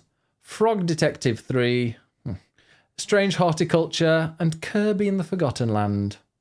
Do you want to scroll down a little bit more? There you go. So, which... Right. Bear and Breakfast. I think that Dorf Romantic needs to be in there because I know that that's popular with the community. I feel like Bear and Breakfast has been very popular with the community. Yeah. I also feel like Frog Detective 3 is probably very popular with the community. Disney Dreamlight Valley.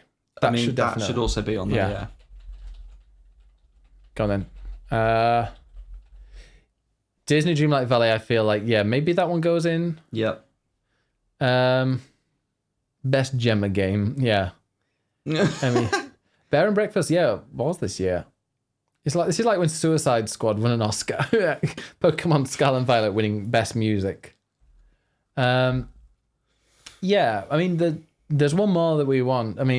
Kirby, Strange Horticulture, Frog Detective, Stackland, Little to the Left, and Little Witch in the Woods. Which other one have people really enjoyed? Of that, I've only played Little to the Left and Kirby. When it comes to cozy games, Little to the Left maybe a bit more. Just because it's relaxing and boring. Was Little Witch in the Woods Gemma who nominated that? Oh no, it was Ravi. Yeah. Okay, Little to the Left says Pancake. People did like that. Should we go and put Little to the Left? Let's do Little to the Left then. Go on. Mm-hmm. Oh, Ravi's here as well. We're talking about cozy games. Cozy games.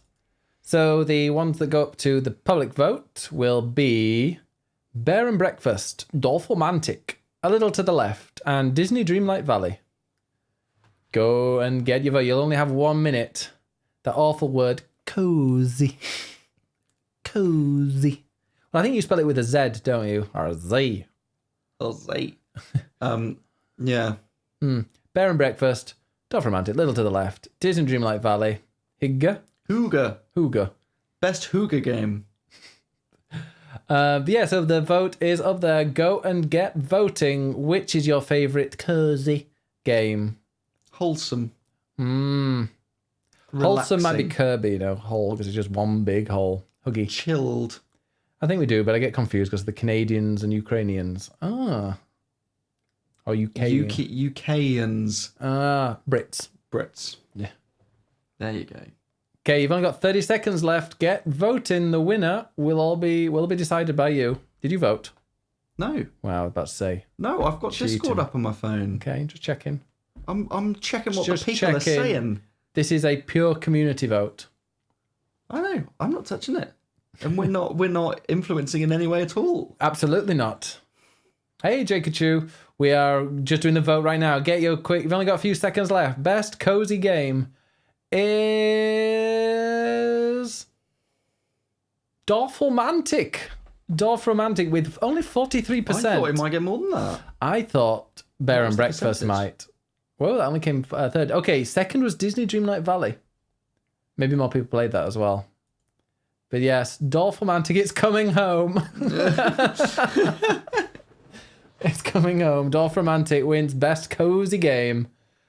Bear and Breakfast, people forgot it existed after like 2 weeks. Okay, I didn't realize. Things I like, thought it was super popular. It had a few nominations in Discord. yeah, but I think, yeah, you're right. I hadn't heard anybody else talk about it afterwards. Okay, then we've now got best game that you can't put down. So this is a game that's just really addictive. You can't stop playing more. Cult of the Lamb is one. Our Money couldn't put it down because she couldn't finish it. Pokemon Scarlet Violet. Obviously trying to capture 400 Pokemon's kind of difficult. Disney Dreamlight Valley, because they keep bringing out more stuff, but it's also just addictive because there's so many little things to do. Splatoon 3, because there's like just so much stuff to do, I guess.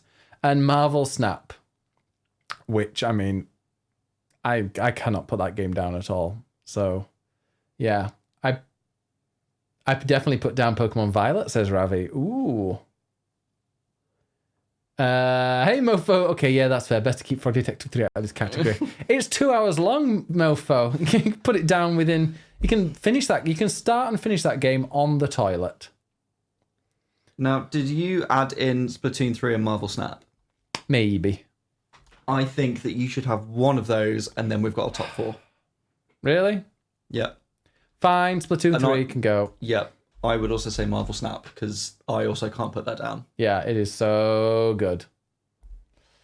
Yeah, it is caps. That is the actual name. Like, the game is in full caps. Sure. Haven't even picked it. Oh, please play a bit of Marvel Snap. We'll talk about it in the Game of the Year discussion. But yes, you should definitely play Marvel Snap. So that will be the vote. The best game you can't put down. We've only got a couple more community categories left. But the best game you can't put down. Cult of the Lamb, Pokemon Scarlet Violet, Disney Dreamlight Valley, or Marvel Snap. I have too many mobile games going on. Which ones have you got, Ravi? Which ones are you playing? Yep, give us some recommendations. Marvel Snap, both of us over Christmas, it's like when you're bored with family and you just sat on the sofa, you're like, oh, I'll just sit and play a few rounds of that. And then hours have gone by. It is very addictive. Yeah, I love it. I only have Pokemon Go on mine. Play Beat Star. Oh, do people still play that? Is that still going? Oh, almost downloaded Do It Yuffie. Do It Yuffie. Marvel Snap is great. Oh, the AFK ones like Mystic Heroes and AFK Arena. I've never really got into those. Might have to start. Thinking about try it, Macon. Well, maybe when we talk about it in the Game of the Year, we can persuade people. That's true. I mean, it's also free to play. You just download it and you do not have to spend a penny. So, best game you can't put down. Cult of the Lamb, Pokemon Scarlet Violet, Disney Dreamlight Valley, or Marvel Snap. Kittens game. I've not heard about that one. This is 2022 Baltimore. Mario Kart was a few years ago. Just a few. I mean, it came out on the Wii U, didn't it? Okay, the best game you can't put down winner is Marvel Snap. Wow. Wow. I'm very, very happy that it won. I was quite surprised. Yeah. There we go. Only 36% though. Wow. Cult of the Lamb and Disney Dreamlight Valley both with fought with 29%, and then 36% to Marvel That Snap. was close. I wonder what Moni voted for. Yeah. Fairly tight. Only one vote for two of you. Right. So then the last one before we do the game of the year. The best game you'll never finish. We've got Xenoblade Chronicles 3, which was my nomination because it's so long. Pokemon Scarlet Violet. Metal Hellsinger. I'm not sure why that was added. Horizon Forbidden West. And Rogue Legacy 2. I think these ones were added during the chat today. Oh, okay. I've said it before, but I'm not catching all 400 Pokemon. Sorry, says Helios. So yeah, the best game you'll never finish. This was also thinking along the lines of like ongoing games. So games that like there's just so much to do that you'll like you could just keep playing it and never get to the end. So I guess, for instance, Coral Island would not be that because there is, an end to the content. But is there a game that is just you'll just never stop playing it? Yeah, I mean, maybe next year we can have like an ongoing game, like with Genshin, with Destiny, Final Fantasy 14, etc. Frog Detective 3. I mean, if you don't never start it, you'll never finish it. That's true. It's only 2 hours. Yeah. Death Stranding. How old is Death Stranding? It is 3 years? 3 years. Yeah, they've released a few versions. But yeah, best game you'll never finish. I think Pokemon Scarlet Violet should maybe be on there. Because also there's post-game things, not just collecting all the Pokemon. For Horizon Forbidden West, I like the idea of a school universe of Pokemon, but they need some accessibility options. Oh god, yes. A lot of Nintendo games. Absolutely. I mean, Rogue Legacy, roguelike games, yeah, they are difficult. That is true.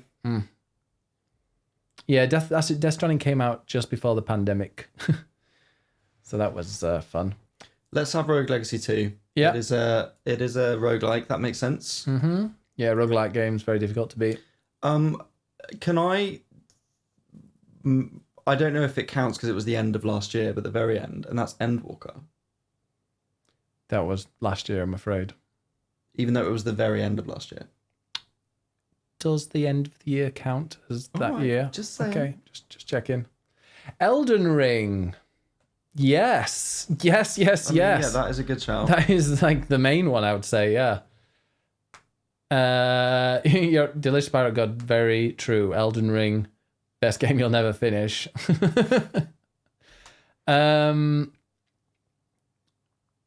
People keep memeing Frog Detective 3, but what was the one with the hippo and a giraffe? I don't know. Valheim. That's a good shout. Yes, because that came out, and that's one of those. That did come out last year. In the past year. Yes, Valheim. I think that might even be the top 4. I think that's a very good top 4. Yeah, Pokemon Scarlet Violet, Rogue Legacy 2, Elden Ring, Valheim. And then does the New York Times takeover of Wordle count? It doesn't, I'm afraid, but I can't stop playing. The Hippo and Giraffe detective game. That does sound interesting. But I don't know. But yeah, I think that'll be out of the 4. So the best game you'll never finish, and then we're going to go on to Game of the Year. Oh, Valheim was last year, was it? Oh, sorry. Okay. No, Valheim, that was the early access. When was the full version? Or is it maybe not even out? I feel like it... Full release date. Oh, it's still in early access, I think. Oh, it is still early access? Yeah, still. Okay, so no Valheim, because if it was, it would be last year. Well, let's do Horizon then, because that was Jay's. Okay. And there was a lot to do in that game. Yeah. Oh, there are. There's just so many symbols. Okay, then Pokemon Scarlet Violet, Horizon Forbidden West, Rogue Legacy 2, and Elderly Ring. Complete side note, thanks for the Miles Morales recommended for a Christmas game. Kept me company on my Christmas alone. Oh, Madam Nees, I am glad you like it. It is such a nice, cozy, I know, say the word. It's a really cozy Christmas. Say it's cozy. It is, because it's in the snow, and it's just like a really friendly, it's all about friendships and your family, and, it's a nice... It's a brilliant action game. It is a brilliant game. But yeah, so there is the vote is up. Game you'll never finish. The game you'll never finish. Which one will you choose? Mood money. Snow is so cozy, like getting mauled by a polar bear. I mean, it was cozy in the way that you had to, kill all these people and sneak around. And I was gonna say, like, it's quite well, not violent because it's Spider-Man. He doesn't kill people, but he clearly does when he pushes them off buildings. I just really enjoyed the story. It was all, just kind of a really nice, warm, cozy story. No, more than the first one. Snow is enough to make it Christmas. There are Christmas things everywhere in there. There's lights, and it's obviously set at Christmas time. Right then. Okay, the game you'll never finish is Elden Ring. I'm not surprised. The best game you'll never finish, Elden Ring. Okay, so we've now got Game of the Year, and we can feel free to add a few extra. I'm going to quickly pee while Ed looks at these. So we've got Stray. In fact, Ed, you can read it out, and if anybody wants to add any, feel free to remove any. I also need to pee, if I'm honest. But okay, well, fine. I'll let you, while the vote's going up, I'll let you have 1 minute to pee. I don't need to listen. It's fine. So, Game of the Year. We, at the moment, have Stray, Cult of the Lamb, Tunic, Pentiment, Frog Detective 3, Elden Ring, God of War Ragnarok, Pokemon Scarlet and Violet, Pokemon Legends Arceus, and Marvel Snap. Yes, another Wii. He has a small bladder, apparently. Are there any extras that you think should be on here, or any that you think definitely shouldn't? Speak now or forever hold your peace. There were definitely quite a few votes for Stray in Discord. And a few for Cult of the Lamb. So it looks like they might be frontrunners here.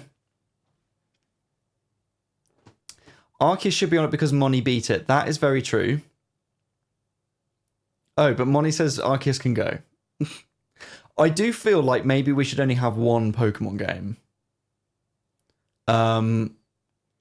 Because we should just have one. And also, maybe here we can have 5 rather than 4 Moni, if that is the max we can have. Or unless there's going to be a big, like, if it's going to be controversial as to which is the better Pokemon game, then we will find out by having them both on there. Yeah, we can do 5. Okay, great. Well, then I think we should have 5. Of which I think... Are you a baby bell? A whole baby bell? Yeah. Wow. We need the energy. It's nice and warm in here now. Yeah. Have we got any? Well, we're thinking we have 5. Okay, well, I was thinking of doing 2 semis. That's a good... How are we doing you semis? want to do semis? Yeah. Well, one of the semis should be, as Cheesy said, the 2 Pokemon games. And then we work out which is the better one of the year. And that's the one that gets added in. I think Scarlet Violet needs to be one game because it's pretty much the same thing. Yeah, well, that versus Arceus. Oh, those ones. I thought, okay. Oh, I mean, sure. I think we should have a vote between those 2. Or, well, in one of the semi-finals, Violet, Scarlet, and Arceus should be in the same one, in the same category. Did I find that cheese in the bathroom? No, I didn't find the cheese in the bathroom. I went via the kitchen on my way back. There's my little brown baby girl. Leave Cheesy out of the bathroom. I think they should have a fight separately. Okay. Scarlet Violet versus Arceus. Arceus. And then whichever, and then we split the rest into. Hang on, 1, 2, 3, 4, 5, 6, Is nobody 7, adding 8, anything? 9, 10. Well, there are 10. No one's added. We're happy with these. Great. So let's do between the 2 Pokemon, then I guess a 5 and a 4, and then the final ones. And I'm going to pee while you do that. Okay, let's go. Oh, thanks for going while I've got a mouthful of cheese. I've got to say, I do love a Baby Bell. Ed's introduced me to Baby Bell. So which Pokemon game should go forth? I mean, Arceus and Scarlet and Violet, I was 100% behind Arceus until I forced myself to finish Scarlet and Violet and then just became absolutely addicted. I was even playing it yesterday.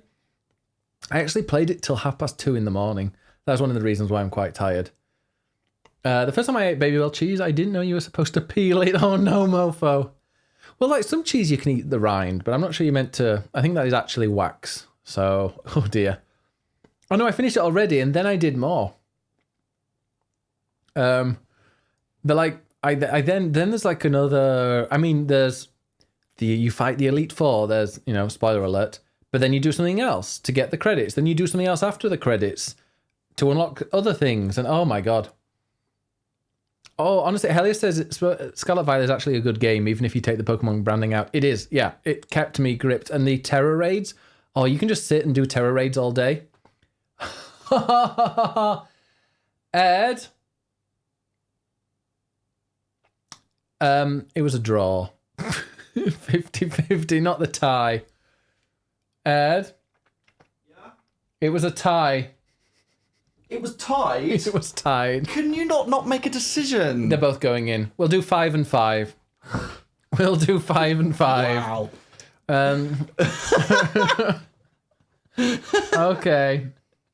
So, Pokemon, well, should we do like a random... Monty, could you put them in like a random order so we're not like favouring two being in one in the other?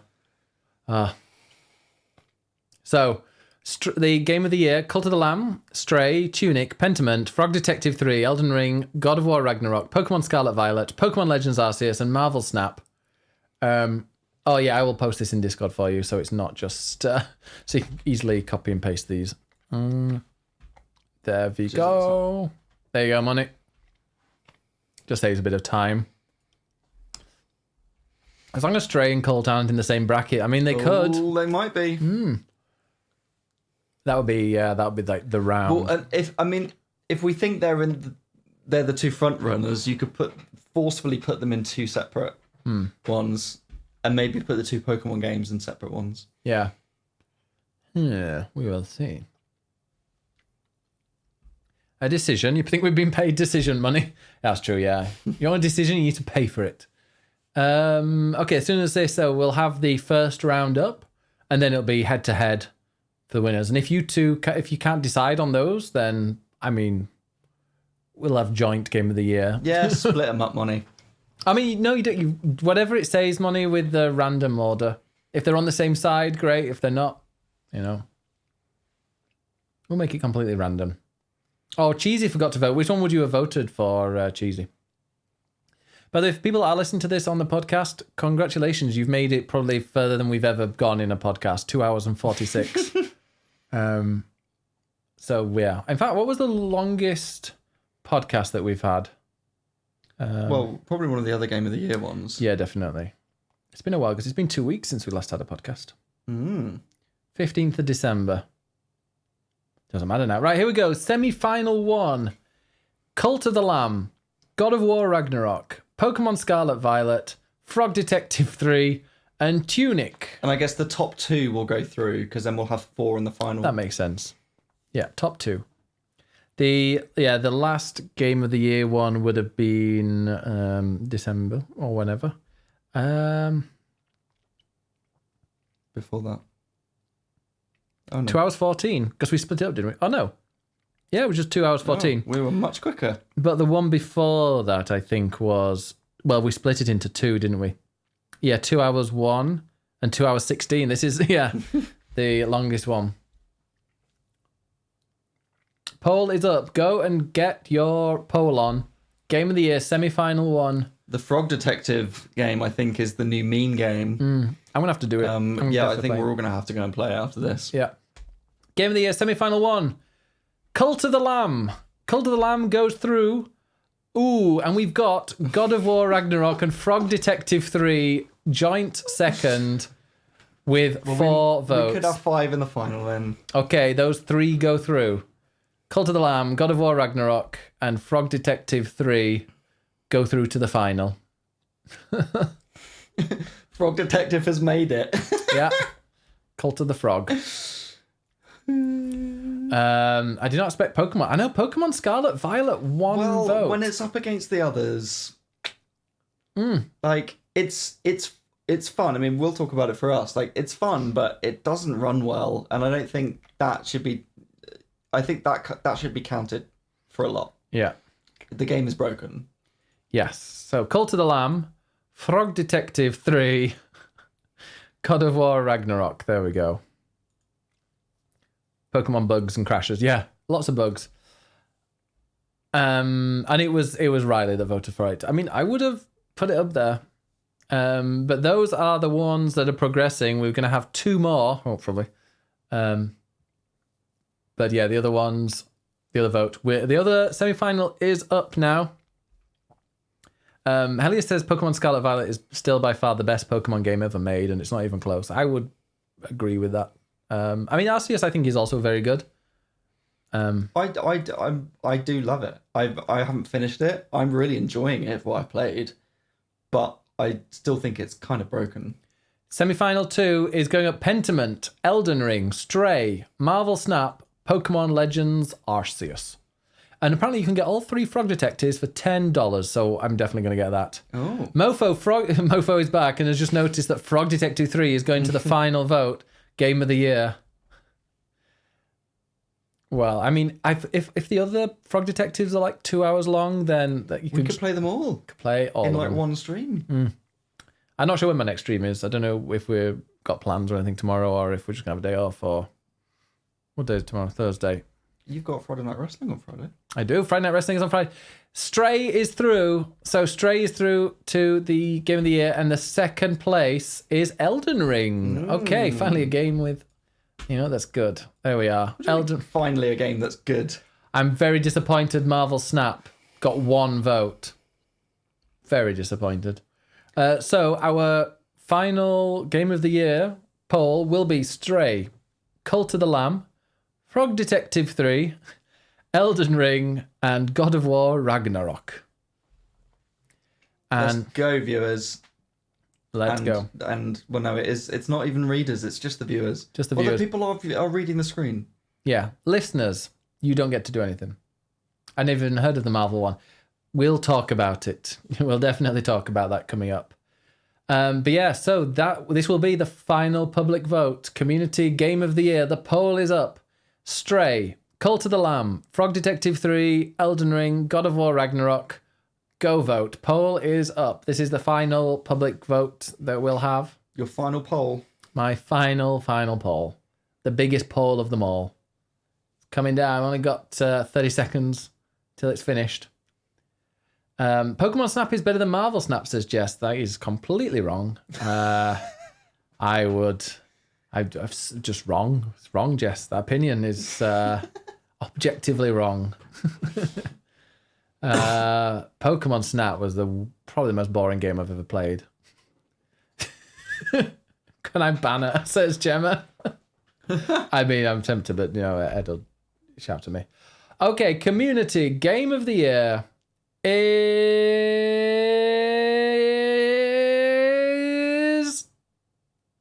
Stray with 40% of the vote. Our Game of the Year. Oops.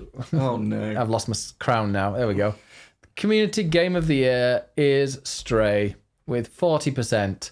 Second place was Cult of the Lamb. Third place, Frog Detective. You trolls nearly made it.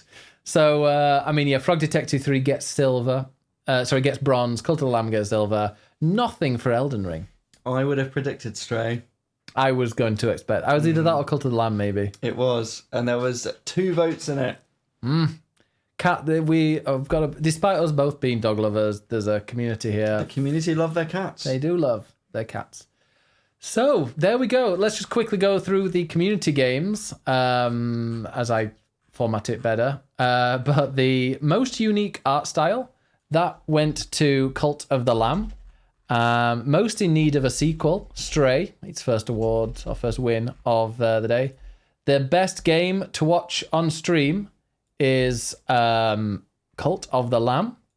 Best story is The Quarry. You are ruining this by... What? By going back too far. Okay, fine.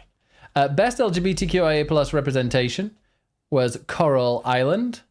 Hottest character, Pablo from Coral Island. Great choice. Best music went to Pokemon Scarlet Violet. We'll be handing the award to Ed Sheeran. In fact, you can because you've met him. You know him. Sure. The best cozy game awarded to Dorfromantic. Best game you can't put down is Marvel Snap. And the best game you'll never finish, Elden Ring. And then the game of the year, the community. Let's put it as community. Community game of the year is Stray. There we go. Congratulations to Cats. Yep, Cats win. Cats win. And now, so they are the community awards. We now go on to our top 10. Are you excited? Let's see how quick we can do this. That's what you always say. But let's go and let's full screen it. So we've got Pokemon Legends Arceus, Gran Turismo 7, The Quarry, F1 22, Stray, Xenoblade Chronicles 3, Mario and Rabbids Sparks of Hope, Pokemon Scarlet Violet, Elden Ring, Tunic, Kirby and the Forgotten Land. By the way, this is not the order. I should maybe get rid of the numbers.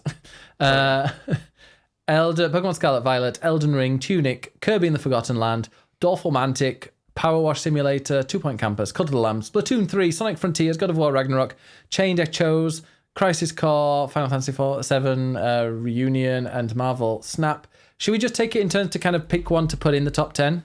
I was going to say, shall we both have one to definitely go in and one that we veto? I think vetoing is bad.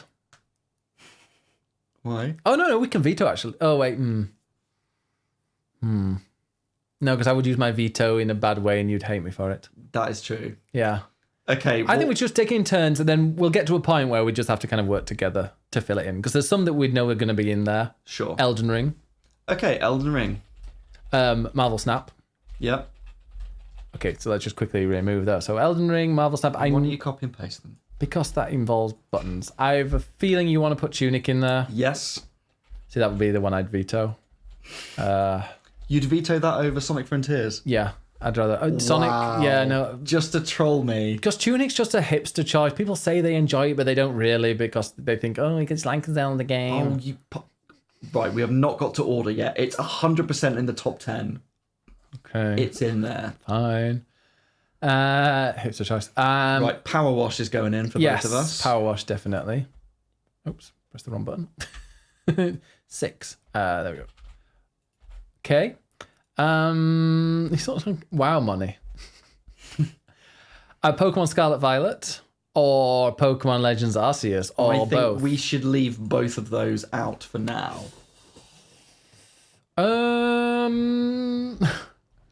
Ben doesn't play it and judges it as a hipster. Why would I play it? It's a hipster choice. Because you're so mainstream. Yeah, no. It's just... Right, I'm going to eat my Baby Bell. You eat your Baby Bell. I don't know what else I would put in. Which ones are right? Obvious. I mean, I think... Okay, are there any that we can agree not to put in? Let's not put in F122. No. That would be my veto. Really? Pile of shit. Only because you lost. Exactly. I control just as much as you can. Fine. Well, if you call me a hipster, you can like your populist straight shit. Wow. I said what I said. You call it straight shit. You enjoyed that video of Charles Leclerc I sent yesterday. Oh, I did. I very much enjoyed a topless Charles Leclerc. Getting in and out of the sea. Getting in and out of my... Wow. Anyway, like Xenoblade, I would, but I'm still about a fifth of the way in. Okay. We'll just move it down rather than delete. Or are you deleting? Well, no, I'm going to delete the ones I'm definitely going to delete. Good. Shall we... What about Crisis Core? Is that really a top 10 worthy game? Okay. I will admit, no. But for me personally, it's a game that meant a lot to me this year. So, I mean, if you want for it my there... personal, like, top 15, I wanted it bold. But I will admit, it's probably not a top 10 joint between us. Okay.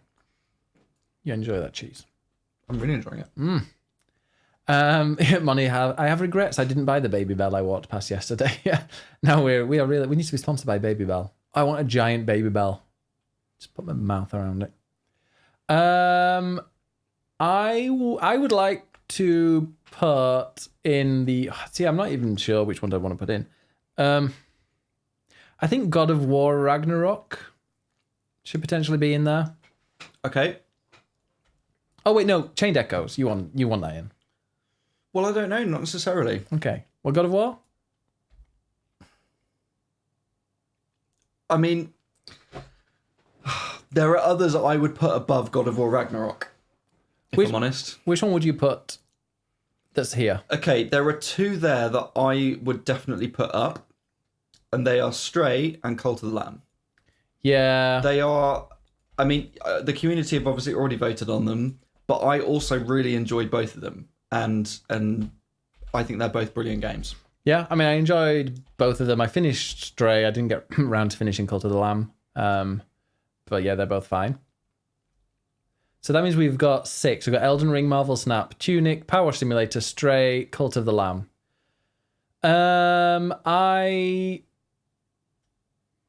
What about putting...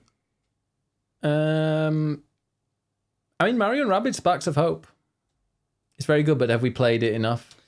Well, that's the thing. We're now getting to a point where there are games that either only one of us have played.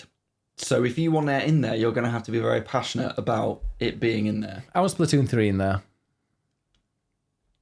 Because I have very much played a lot of it, nearly finished it, the campaign, done a lot of other stuff. There's just so much you can do in there. It is incredibly polished, unlike some Nintendo games that are in there. It has a great competitive scene. You've got the co-op salmon run. It just feels like a very alive game. You've got the campaign that's always there if you want, but the fact that they're always changing the courses every hour. You've got the salmon run that constantly changes as well. There's like whatever the hottest weapon is, they're adding the... Yeah, it's a very much an alive game, Splatoon 3, and they don't charge you. But as Mainline says, like, does it change enough from the previous game? Most of that was in Splatoon 2. So... But they made it better. Does that really warrant it being above other games? Yeah, it does. Next question. If it's there, for me, it's like 9 or 10. Well, it doesn't need to be unique to be in there. It is a fantastic game that I would recommend people play. Then put it up.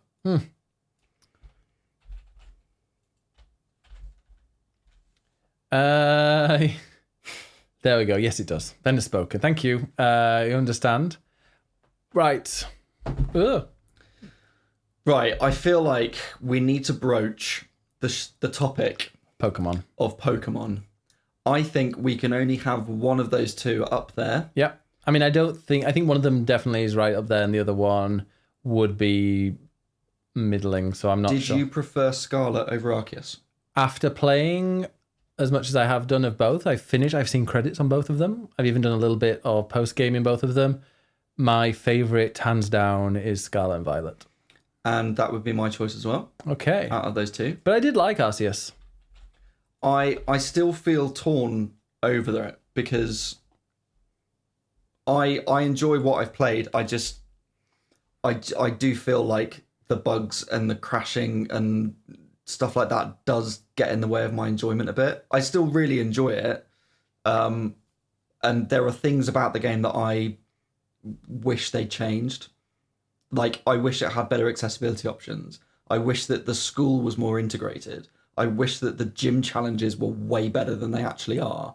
But it still has that Pokemon charm that I love. I love that it's open world.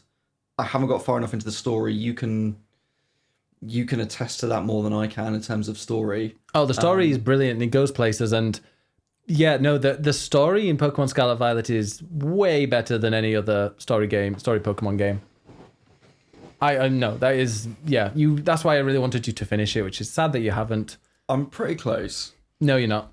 No. Yeah, no, the Elite Four is then like, yeah, story. I'll get there. I'll get there. Okay, so we need 2 more from like 10. Okay, I mean, you talk about Tunic being the hipster choice. Chained Echoes would absolutely be the hipster choice. It only came out a couple of weeks ago. It's this retro style indie JRPG. I think it's brilliant. I think you'd probably enjoy it, but you haven't played it. I've enjoyed watching you play it. It seems really interesting, and like they've got their unique ways of doing things, like the battle system with the overdrive and overheating, and like that seems really interesting. Yeah. Tell us more about it. Tell us more about it. It has quite an interesting story that is playing on a lot of JRPG cliches and tropes, but in quite interesting ways. It feels a bit like a best of a Final Fantasy. It's got a lot of 6 and 7 and 9 and 12. It's got a lot of Chrono Trigger in there. It's got an interesting twist on its battle system. The more I play it, the further I get into it, the more the battle system isn't always as good as I would want it to be, and some of the customization isn't quite what I would want it to be either. It's interesting ideas, but then over time there are frustrations in it and they feel a bit limited. But it's also all done by one person, and it's one guy that's made this game himself and has done a great job of it. I just don't know if it's quite deserving of like top 10 level, but it is a really, really good game. For me, it's like 11 or 12. But I don't know if it's quite up there. Okay. I sort of don't want to put God of War Ragnarok in just to be a troll. Because I do think it's a great game. When you look at it on an individual level, like it's got great graphics, it's got great music, it plays well, it's got a decent story, all those sorts of things. But I think it just doesn't quite add up to a brilliant game in summary of all that. I just think it's too similar to the previous one. I don't think the pacing is good. I think it doesn't quite... The way the story is told doesn't really drive towards a satisfying conclusion, and they've left it annoyingly open-ended. And I really wanted it to end. I just got bored with it. So as much as it is on a technical level like a well-created game, it's not a game that I loved. Yeah, I mean, I enjoyed it from when I played. It will be in my personal top 10 because it's one of the few games I finished, and it did keep me did grab me until the end. But I did only play through the main story because the side stuff. There is a lot of side stuff, but I don't want a game that I'm going to spend like 6 months playing and like really focus on one area and finish that and then go on to the next. It was very much similar to the previous one. However, not a spoiler alert, but you control other characters in there, and I normally hate it when you do that. Like when a game's this time you can go and play another character. Atreus was really fun to play. I didn't particularly like the other ones, but I know you didn't like it, but I found Atreus, like the bow combat, Atreus is a little shit. Well, you just don't like children. But I thought Atreus's like bow combat was more fun to play as than Aloy in Horizon. I feel like his combat just is more fun. And also you can just batter things with your bow. You don't even need to aim and shoot it. You can just like use the bow to beat the crap out of people, which is great fun.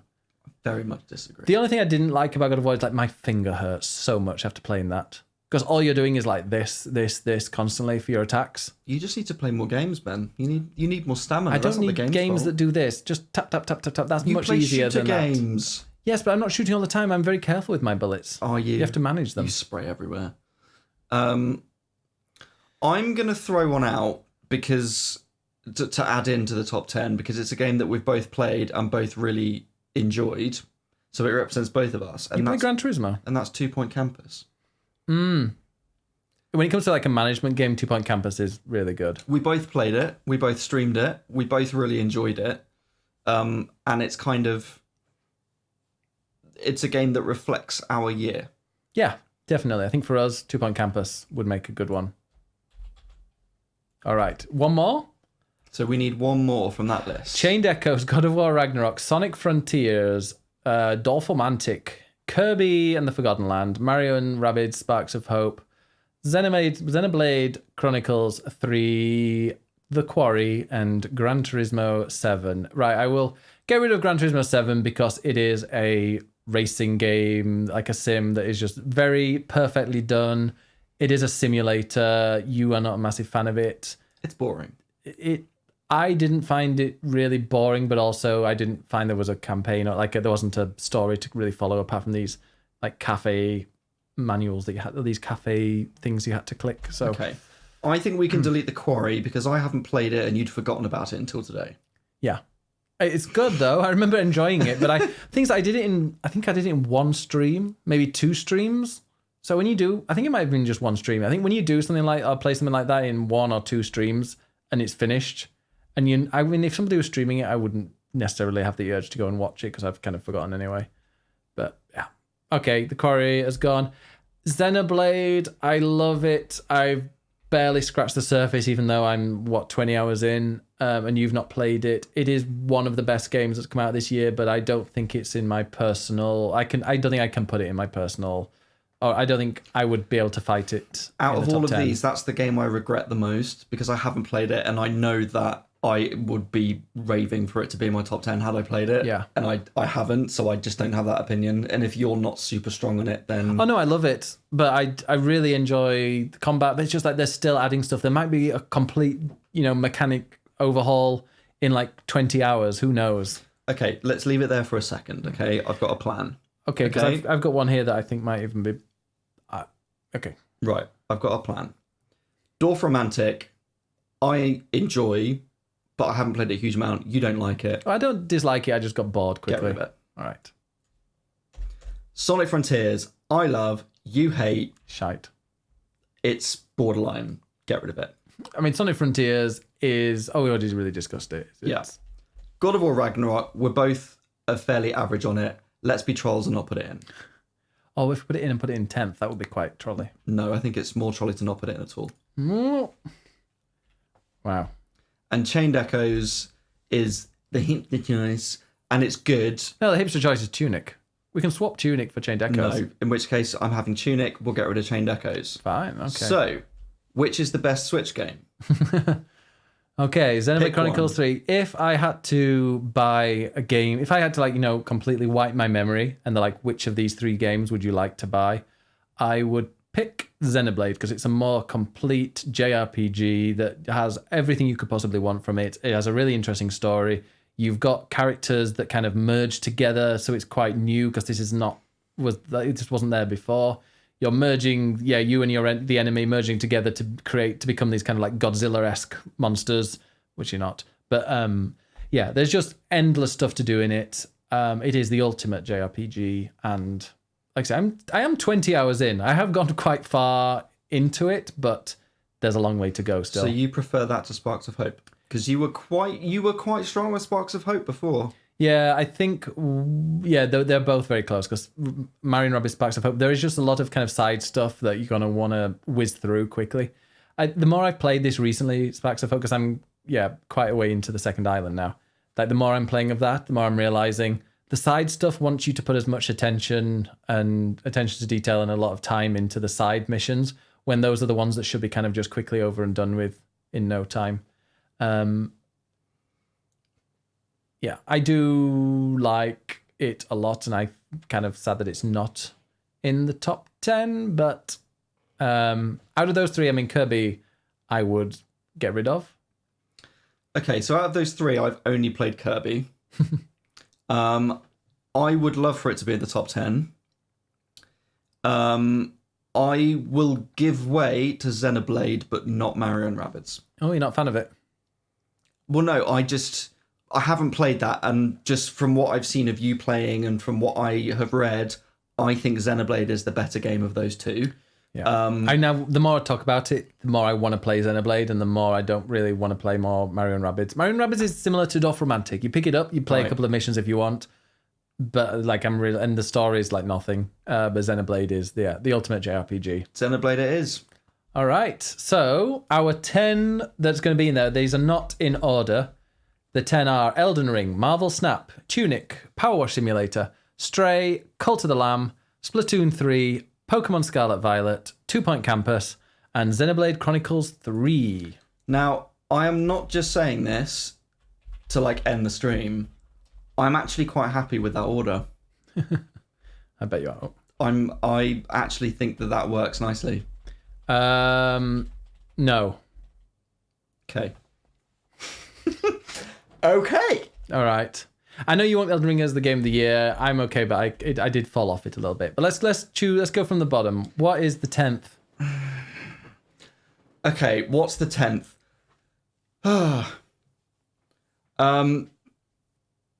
The 4 at the bottom are absolutely the bottom ones. Yeah. I think, so when it's Splatoon 3, Pokemon Scarlet Violet. I feel like Xenoblade should be 10 just because it's only one of us has played it. Yeah. So it wouldn't be fair to put that in. I'm totally down for Xenoblade being number 10. Maybe if I'd finished it, I would be going like, this needs to be game of the year, or this needs to be top 2. But I'm still making my way through it. I'm not bored of it. I'm not going to give up on it. There you go. So yeah. 2 Point Campus, I think we both enjoyed, but our heart is in other games more. I think so. I'm thinking like 9. I would probably put Splatoon 3 in number 9. I know, just because the thing is, 2 Point Campus, they managed to take 2 Point Hospital and bring a complete new thing, but they've also there's so many like genius ideas in that. Because at first you're like, 2 Point Hospital, that just makes sense because it's from Theme Hospital. But 2 Point Campus is like a completely new thing. I've never heard of a university campus kind of developed management game. Yep. So then actually even obviously coming up with that, but all the different ideas that just make sense. And it's like, wow, how has this not ever been made before? It's like creating a school pretty much. Plus then they've released the UFO DLC. We were trying to pick their brains to say like, what's the next one going to be? And they wouldn't tell us. But I'm like you've got full confidence that what they make next would be good. I also feel like not enough people played 2 Point Campus. I mean, it's available everywhere. It's on Game Pass. It's on everything. I think it's quite a popular game, but I think it deserves a bit more love than it's had. Okay, well then if you want to do Splatoon at 9 and 2 Point at 8. Splatoon 3 at 9. So do you think you would put Splatoon 3. Oh, sorry. 2 Point Campus. You think so? Like Stray, Cluttle Lamb, you'd put above 2 Point. Yep. Okay. 2 Point Campus is number 8.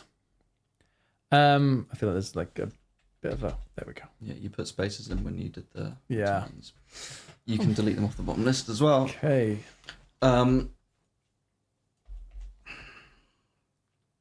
Right, I genuinely feel Pokemon should be the next at 7. Yeah, I think it could have been top 3, but the fact it looks as bad as it does lets it down because the story is the best Pokemon story that's ever been made. The number of Pokemon in there, you got 400.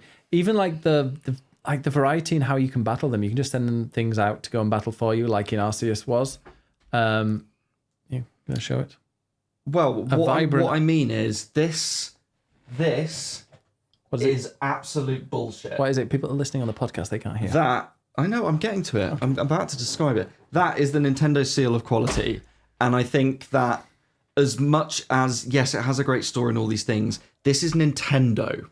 This is Pokemon. This is the biggest franchise in the world. And they released a game that is that broken. And it might still be fun to play, but I don't think that they should get away with a game that is that broken. Yes, we still bought it and we played it and we enjoyed it. And that's I played great. over 30 hours of it. And that's great, but we expect more from Nintendo and the Pokemon Company. The amount of money they are making, and yet they rushed that game out and released it earlier than it should have done to make more money. Yeah. And that pisses me off a bit. Yeah, it doesn't deserve. I as much as we are both enjoying it, I don't think it deserves to be any higher than that. No. Okay. No, I agree with you there. Okay. Let's talk about Tunic. No? Okay, we're going to put it there. That's fine. I mean, we're at the point where we're looking at games that we both enjoyed. And then there's one game that I didn't enjoy and you did. But you enjoyed it a lot. I played a bit of Tunic and I did some puzzles and stuff. It didn't feel like it was doing anything new for me. It's an homage to Zelda games, and it's got a cute little fox. It's even dressed like Zelda or Link or whatever. Get it right. If you're going to slate it, at least get the name of the character. I also right. saw you get incredibly frustrated and switch it down to easy for the end of it. That doesn't mean it's bad. Okay, fine. Yeah, I didn't enjoy it at all. But what did you think? I loved Tunic for a number of reasons. And as everyone knows, I am a big Zelda fan. Really? And Tunic is an homage to Zelda in so many ways, from the Link-esque fox to the puzzles and the world, the look of it. It's a complete homage to Zelda. And so instantly that's grabbing my heart. It's got a slight sort of soulsiness to it as well, which also is grabbing me. Really? Into the combat. It's got some Souls influence. And it's a game that I am still thinking about now, and that is because of the manual. And it's a game that is all about nostalgia. It's nostalgia for Zelda games. It's nostalgia for old retro games. It's nostalgia for game manuals. You know, you can at least appreciate the manual's pretty. I do like a pretty book. That's why I've got the Death Stranding art book behind me. Yeah, and you can appreciate. You know, we were both of an age where you'd go out shopping with your parents and they'd buy you a game, and you'd sit in the car and like read the manual to like read about the game, and you don't get that anymore. I got it with Scorn. I showed you last night. There you go. And back in the day, you'd always have that. And this game really plays on nostalgia for that by having the manual be a part of the game. And there are so many layers to it. It's an adventure game in itself, but then there's this meta level of the game manual that you understand. And then that in turn makes you understand the game world in a whole other way with all these little puzzles that you never noticed. There are so many layers to that game. I can appreciate that if you haven't played the Zelda series that much and you're not as big a fan, that nostalgia hit is not going to get you as much. But as someone who has played them all and loves it, that nostalgia absolutely grabbed me. And I just think that the whole manual and all the layers of that game are so clever. As much as it frustrated me in the moment, the more I think about it, the more I'm like, that's so clever the way that they designed that and sort of duped people in the way they're playing it, and the way you unravel the game, I just think is incredibly clever. And that's why for me, I would put it at number 2. Well, I wouldn't. So let's put it at number 6. I didn't. No, I didn't. I tried, Madam Maze. I generally played it for an hour and it just didn't grab me and I fell off it. And I watched you play it and I can judge it without playing it only for myself. I watched you. They were the days when I watched all of your streams, like whenever you played it. So I obviously watched. Oh, you don't anymore? Well, usually I take advantage of having the living room to myself. I don't watch yours either. I enjoy it. I just bring you food. But it was, yeah, you do. Really nice food, I've got to say. But I know it didn't grab me like that. And it doesn't pay any nostalgia to me. Without the manual in that wouldn't be Tunic, because that's like there's a whole puzzle within the manual, isn't there, to get certain places. That's what's so clever about it, is that is in there. You start it and you're thinking, oh, okay, this is just the little adventure game. And, oh, okay, I'm starting on a beach and I'm going to pick up a sword and shield and go into these sort of little dungeon areas. And you're thinking, oh, this is a really typical Zelda game. And if you play 20 minutes, yes, you're going to think it's really boring. I played an hour. But then the more you delve into it, it just unfurls into so much more than that. And you have to finish it and complete the manual to appreciate how that all pieces together. Oh, no, I can't bother. If it's not grabbing me within an hour, I'm not. Well, that's you being a lazy gamer. Lazy gamer. I just don't. It's not my kind of game. Can you appreciate that? No. Why don't we put it as 5th? Because then it's in the top 5. Fine. All right. There we go. So Tunic, number 5. Because I would suggest Cult of the Lamb at number 6. You finished it, didn't you? Yeah. I really liked Cult of the Lamb. Cult of the Lamb for me is sort of the opposite of Tunic, in that it immediately grabbed me, and then the more it went on, the more its seams between the two sides of its gameplay started to fall apart a bit.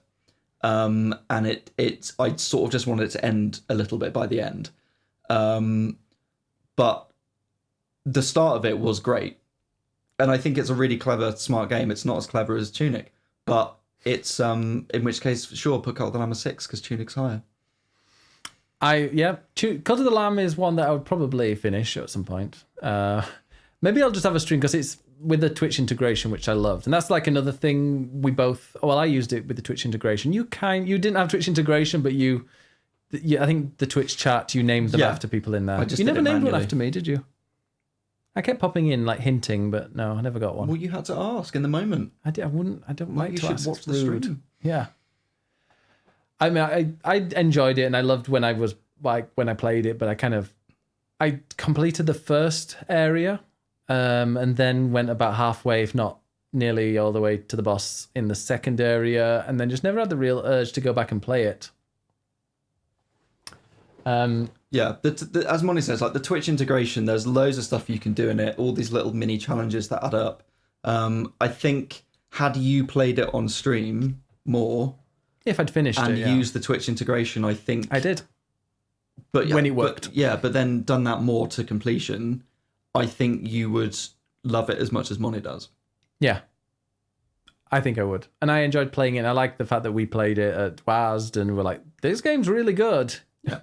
And he was like a little dark, evil, cute lamb. Yeah. Which was always fun. It's evil, but also cute. Yes, exactly.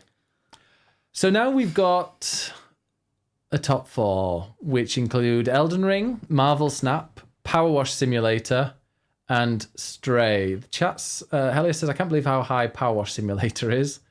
When you played, it didn't even work properly. It didn't work properly for my first stream, the Twitch integration, but it did for the second and third stream. Okay, what are you thinking for 4th? As I've already said, I'm happy with that order. Well, so we don't need to drag it out a bit. We've only been doing it for 3.5 hours. I know. Well, why would you not have that order? I think as it is a game that we both this is our top 10 for us together, the ones that we enjoy. Mm-hmm. I would agree with that. Yeah. We did it! Okay, so Stray in at 4. Because it's great. Well, let's just discuss why as we go. Stray, for me, I loved it in the moment. I've semi-forgotten it. That's my fault for the way I played it and the fact that I want to play it again. But the fact I want to play it again means that it was great and it gripped me, and it's exactly my kind of short adventure game with a really interesting world. I love the sort of cyberpunk sci-fi style of it. And I really want to go and play it again immediately, to be honest. So I'm very happy with that there. Yeah. I enjoyed what I played of it. I think I played it in one sitting, maybe 2. It really did grab me, and it did feel really polished. And I kind of knew it was too, because the puzzles, they made you think a little bit. And there's a couple of parts where I kind of did a part of a puzzle before I even knew I was meant to be doing that, which made me feel really cool and very intelligent. There's different, even though it is a very dark game, there is enough like differences in the areas that you go to and the people that you meet who kind of help you. And I don't know, there's always things to do. You never get bored. It's never like, oh god, I got to do all of this again. I was getting to areas and going like, oh, I can't wait to go and beat this area. Oh, I can't wait to see what I'm meant to be doing here, which isn't that common, but when it does happen, it shows that I've really enjoyed it. So yeah, definitely put Stray at number 4. When it comes to Elden Ring, Marvel Snap, and Power Wash, I mean, the one I personally would put at number 3 is Elden Ring. I enjoyed it, but after 30 hours or whatever I played of it, I'm like, okay, I've killed some bosses. I felt great, but I've stepped away from it for a bit. So going back to it is just like, oh yeah, it's a really difficult game in some kind of ugly areas. And I think it's a difficult game to go back to, but there's no way on earth I want to restart it. I mean, that's why I played 110 hours over months playing just one game. Because you have to just immerse yourself in it. Yeah. And then we've got, obviously, Marvel Snap. Why would you put the other 2 above Elden Ring? Because Marvel Snap is something I can't put down. I am obsessed with it. It is a game that's kind of simple at start. There's 3 areas. So there are 6 rounds, maybe 7 if depending on like the way it is. But so there's 7 rounds where you must put where you've got a certain amount of energy to put down a card or cards, and you've got to win 2 out of the 3 areas with points. It's just simply you need to outscore your opponent in 2 of the 3 areas. And it sounds so simple, and it is, but there's so much complexity to it as well. The other thing as well, this is a mobile game. It's about Marvel. I've got no interest in Marvel whatsoever. The characters, but even Ed, we share it. We show like our shops to each other and be like, "Oh my god, look at this card variant that we can buy." There are microtransactions in it, but so far it's entirely cosmetic. And neither of us have spent a penny in it. I bought the Battle Pass twice. Oh, because the Battle Pass just seems very good value for money. There's lots of things that you get back. I don't think it is. If you were to buy the gold you get from the Battle Pass is worth way more than if you just buy the gold outright in the shop. But like I said, I've got about 3,000 gold, and it's 700 to 1,200 for like one of these special variants. But it's purely cosmetic. It's really addictive. There are just so many ways you can play that game. Like we were discussing with each other, being like, oh, and this is maybe how you're meant to play card games. I don't know. This is the first one that's ever grabbed me. But it's like, oh, let's add this card to this deck. But if you've got, and I was telling you, and you're like, okay, if you use that card, make sure you go and use this other one as well. Because then you can work these together. And then sometimes your cards that have been selected just all line up perfectly and you absolutely destroy somebody and then they retreat is like one of the best feelings. But yeah, Marvel Snap is also on Steam. Yes, it's in early access on Steam. And one thing they're working on is getting a horizontal screen, because at the moment I think it's still vertical. And what about Power Wash? Why do you want that in the top 3? Why would you want that? Because it's something. It's a simulator game. It's something completely different. It's got a story that goes places, as you tell me, and it means already is a little bit, but it sounds like it goes somewhere even wilder. But it's also something that we've played together a lot and enjoyed, and we played it when we were not living together. Now we are, but it's just I don't know. It's a game that is something unique. They've found something as boring and as monotonous as cleaning, and managed to make a really enjoyable game out of it that you can just spend hours and hours doing. It's incredibly relaxing. There are a lot of people love it who just want to play something that is relaxing. I enjoy it because it's like I can talk, I can put on some lo-fi music, and we just play and we just spray. And also there's a lot of co-op in there. So I'm quite happy with this as a top 3 because I feel like this actually represents us, but it also represents gaming in quite interesting ways. You've got Elden Ring as your sort of massive AAA adventure game that is the typical hardcore game out, whatever term that means. That's that one perception of gaming. But then you've got Marvel Snap that is, mostly a mobile game.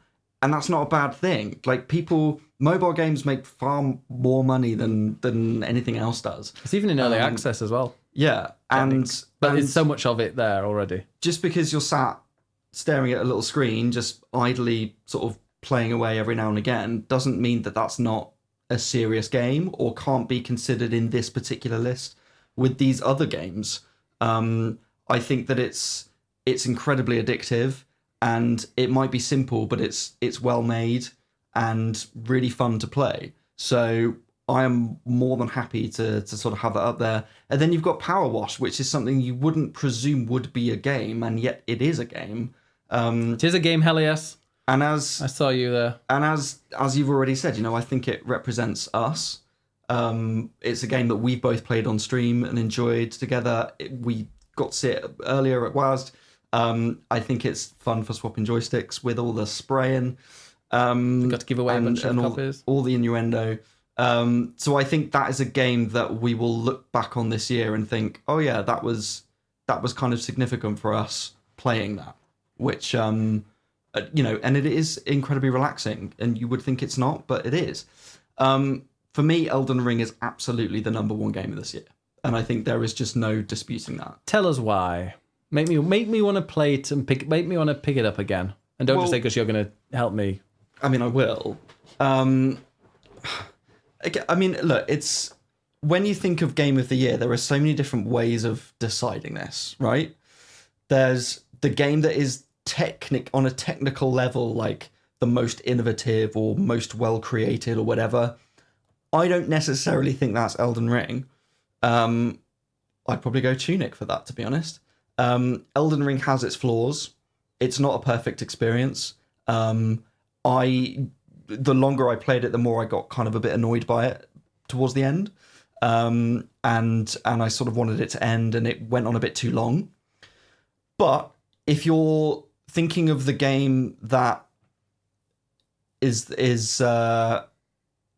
sort of grabbed our attention, that's grabbed our hearts, It's grabbed our hearts.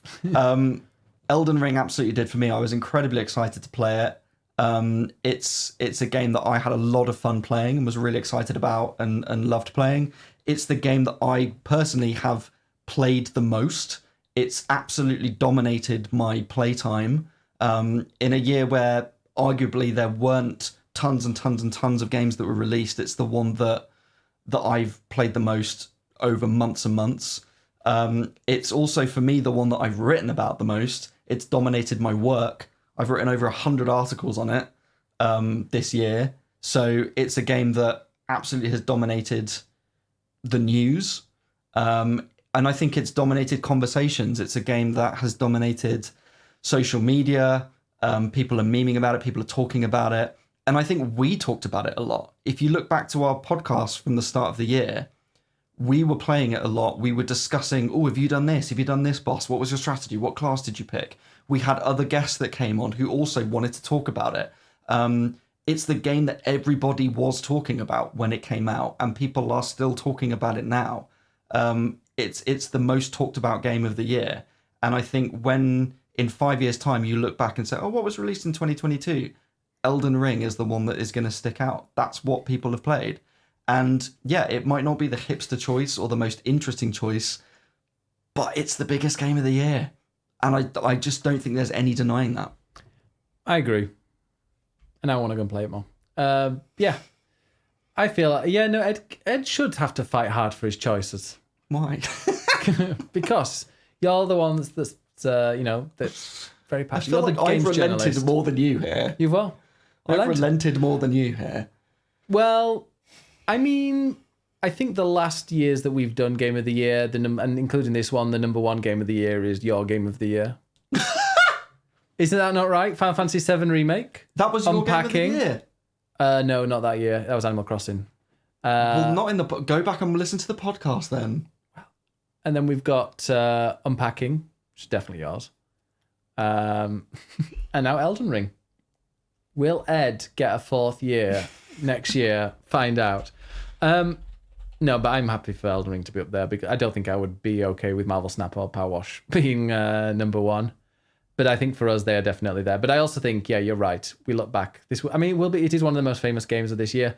But it did really challenge me. It was the first Souls game that I got into, and it's making me kind of want to play more. I mean, if Bloodborne got remastered, I would 100% go and play that. But yeah, no, I also like as well with Elden Ring, you can grind if you want to. I'm happy to grind and happy. I've used guides. You can invite a friend. No, I want to play it properly. And I want to cheat on the internet. And I want to find out where I can level up my sword, because I love my Bloodhound Fang sword. But I just need to find out where to level up the smithing stones and stuff. So, and then I need to respec, and I need to go and find out how I can get the things that I put in the wrong areas and, make myself stronger that way. So yeah, it is a really brilliant game, and I don't know if I'm done with it yet, to be honest, especially if DLC gets announced. And then it's like, okay, right, here's another load of... More DLC. Oh, yeah, like paid DLC. They have said that it's a franchise. And so there could well be an Elden Ring 2. Yeah. Mona says, what do you mean if you want to? Don't you have to always grind? There are things like Sekiro where you can't grind and you have to be that good to get past a boss. You could technically do the side bosses to get some extra things, but it's very limited. Also, if you're... And I don't mean this in like an arseholey way, but if you're skilled enough, then you can beat certain bosses a lot earlier than if you simply just were grinding to get more powerful. Like when you know the attack patterns and you can time things properly. And I'm not saying that as a get good thing, because fuck that. But I just mean it's not, you can brute force it, but if you are skilled enough, you can do it earlier as well. So are we down for Marvel Snap 2nd and Power Wash Simulator 3? Let's do it. Okay. It is all in Because capitals. Marvel Snap is the game that both of us are playing at the moment, Still. constantly, all the time. Whenever I've got a spare couple of minutes, I'll just have a quick round. Yeah. And I will probably still be playing it well into next year. The same. I'm already excited about the next Battle Pass. The only one downside of Marvel Snap, and I don't know if Tom will agree with me, so they have a season pass, and every week they'll give you missions to do that week. But I found that a lot of those missions, they require quite a lot of matches. So it might be like, win with a grand total of more than 20 in a location, and you've got to do that 20 times. And if you've only got a few days left until the end of the season pass, you're playing loads and loads and loads. It's more beneficial to go and play to go and get the season pass and just do all those missions in like the last week, because you'll tick them all off at the same time. That's the only thing that I find a bit weird with the progression, but that is literally the only problem. They need to work on the Battle Pass a bit. But the basic game of it is just incredibly... It's well balanced. I think that's the thing, it's really well balanced. You can mix up your deck however much you want. You get new cards, but it's not instantly like, oh, here's a instant win card. It's like, well, how does that integrate into my existing deck? And you have to really think about that. But also the season pass missions, you can do them all without paying, can't you? And there are certain things on like a free that you can unlock. Yeah, so I'm not paying for the season passes, and you still unlock stuff. You unlock like currency. You don't unlock cards or titles. Yeah. Okay, is that what you do? Yeah. Interesting. But yeah, that's it is a really, really good card game. And like I said, this is my first card game, but I feel like my first card game, but I feel like I'm understanding why people love these games so much, because I've got I'm like, okay, this one is going to be my deck where I'm moving things. So everything that requires me to move a card. This deck is based all around on reveal actions. So these are things that happen when the card gets revealed, rather than something that's like an ongoing effect. And then I've got one that's all about destroying other cards and trying, and like a real troll deck, which I love. It's like destroying other people's cards and giving them a card that's got like -8 points. So I'm already like making my own decks based on how I want to play or how I feel when I'm playing that. And I just think that even though that's just naturally come to me, I'm not going and researching them. Maybe one day I will have a look at like what people recommend are the best cards in the decks. But just out of my own enjoyment. And also, like, when you lose a game, your ranks can go down if you gambled a lot. But generally speaking, you don't lose anything. You'll get points. You'll get these boosters to upgrade the card quality. But you don't really lose out on anything. There's always something you've gained from a match, even if you've lost. And yes, Money, he has an arsehole deck, which is mainly based around the Hobgoblin card that basically gives like -10 or something 8 to your opponent. And it's a real arsehole card, but it's also quite fun to put down. Yes, it's very fun. So this is our Swapping Joysticks top 10 games of the year. Top of the pops. Sure. Yeah. Oh, yeah. At number 10 is Xenoblade Chronicles 3. At number 9, Splatoon 3. At number 8, 2 Point Campus. Number 7, Pokemon Scarlet/Violet. Scarlet's better. Violet. Actually, no, Violet. Yeah. Professor. Oh, yeah. Not just the Professor, but the one that you've got, the exclusive Pokemon. Do you mean Ceruledge? Yes. Is far superior. Number 6, Cult of the Lamb. Number 5, Tunic. Should be higher. Number 4, Stray. Number 3, Power Wash Simulator. At 2 is Marvel Snap. And the Swapping Joysticks Game of the Year 2022, it's Elden Ring. Woo! Hey, I was fully expecting that to be number 1. Of course. Because I'm like, I cannot stop Ed. But I will fucking fight to get Tunic down there. Well, you fought for one. Yes. I knew where the winnable battle was. Yes. In my head, I was like, I'd be really pissed off if Tunic ends up second. Because I generally don't like it. It would be my second. Well, you can go and do your own little game of the year. So which of these do you now want to go and play again? Yeah, that's a good question. I definitely want to play a lot more Xenoblade.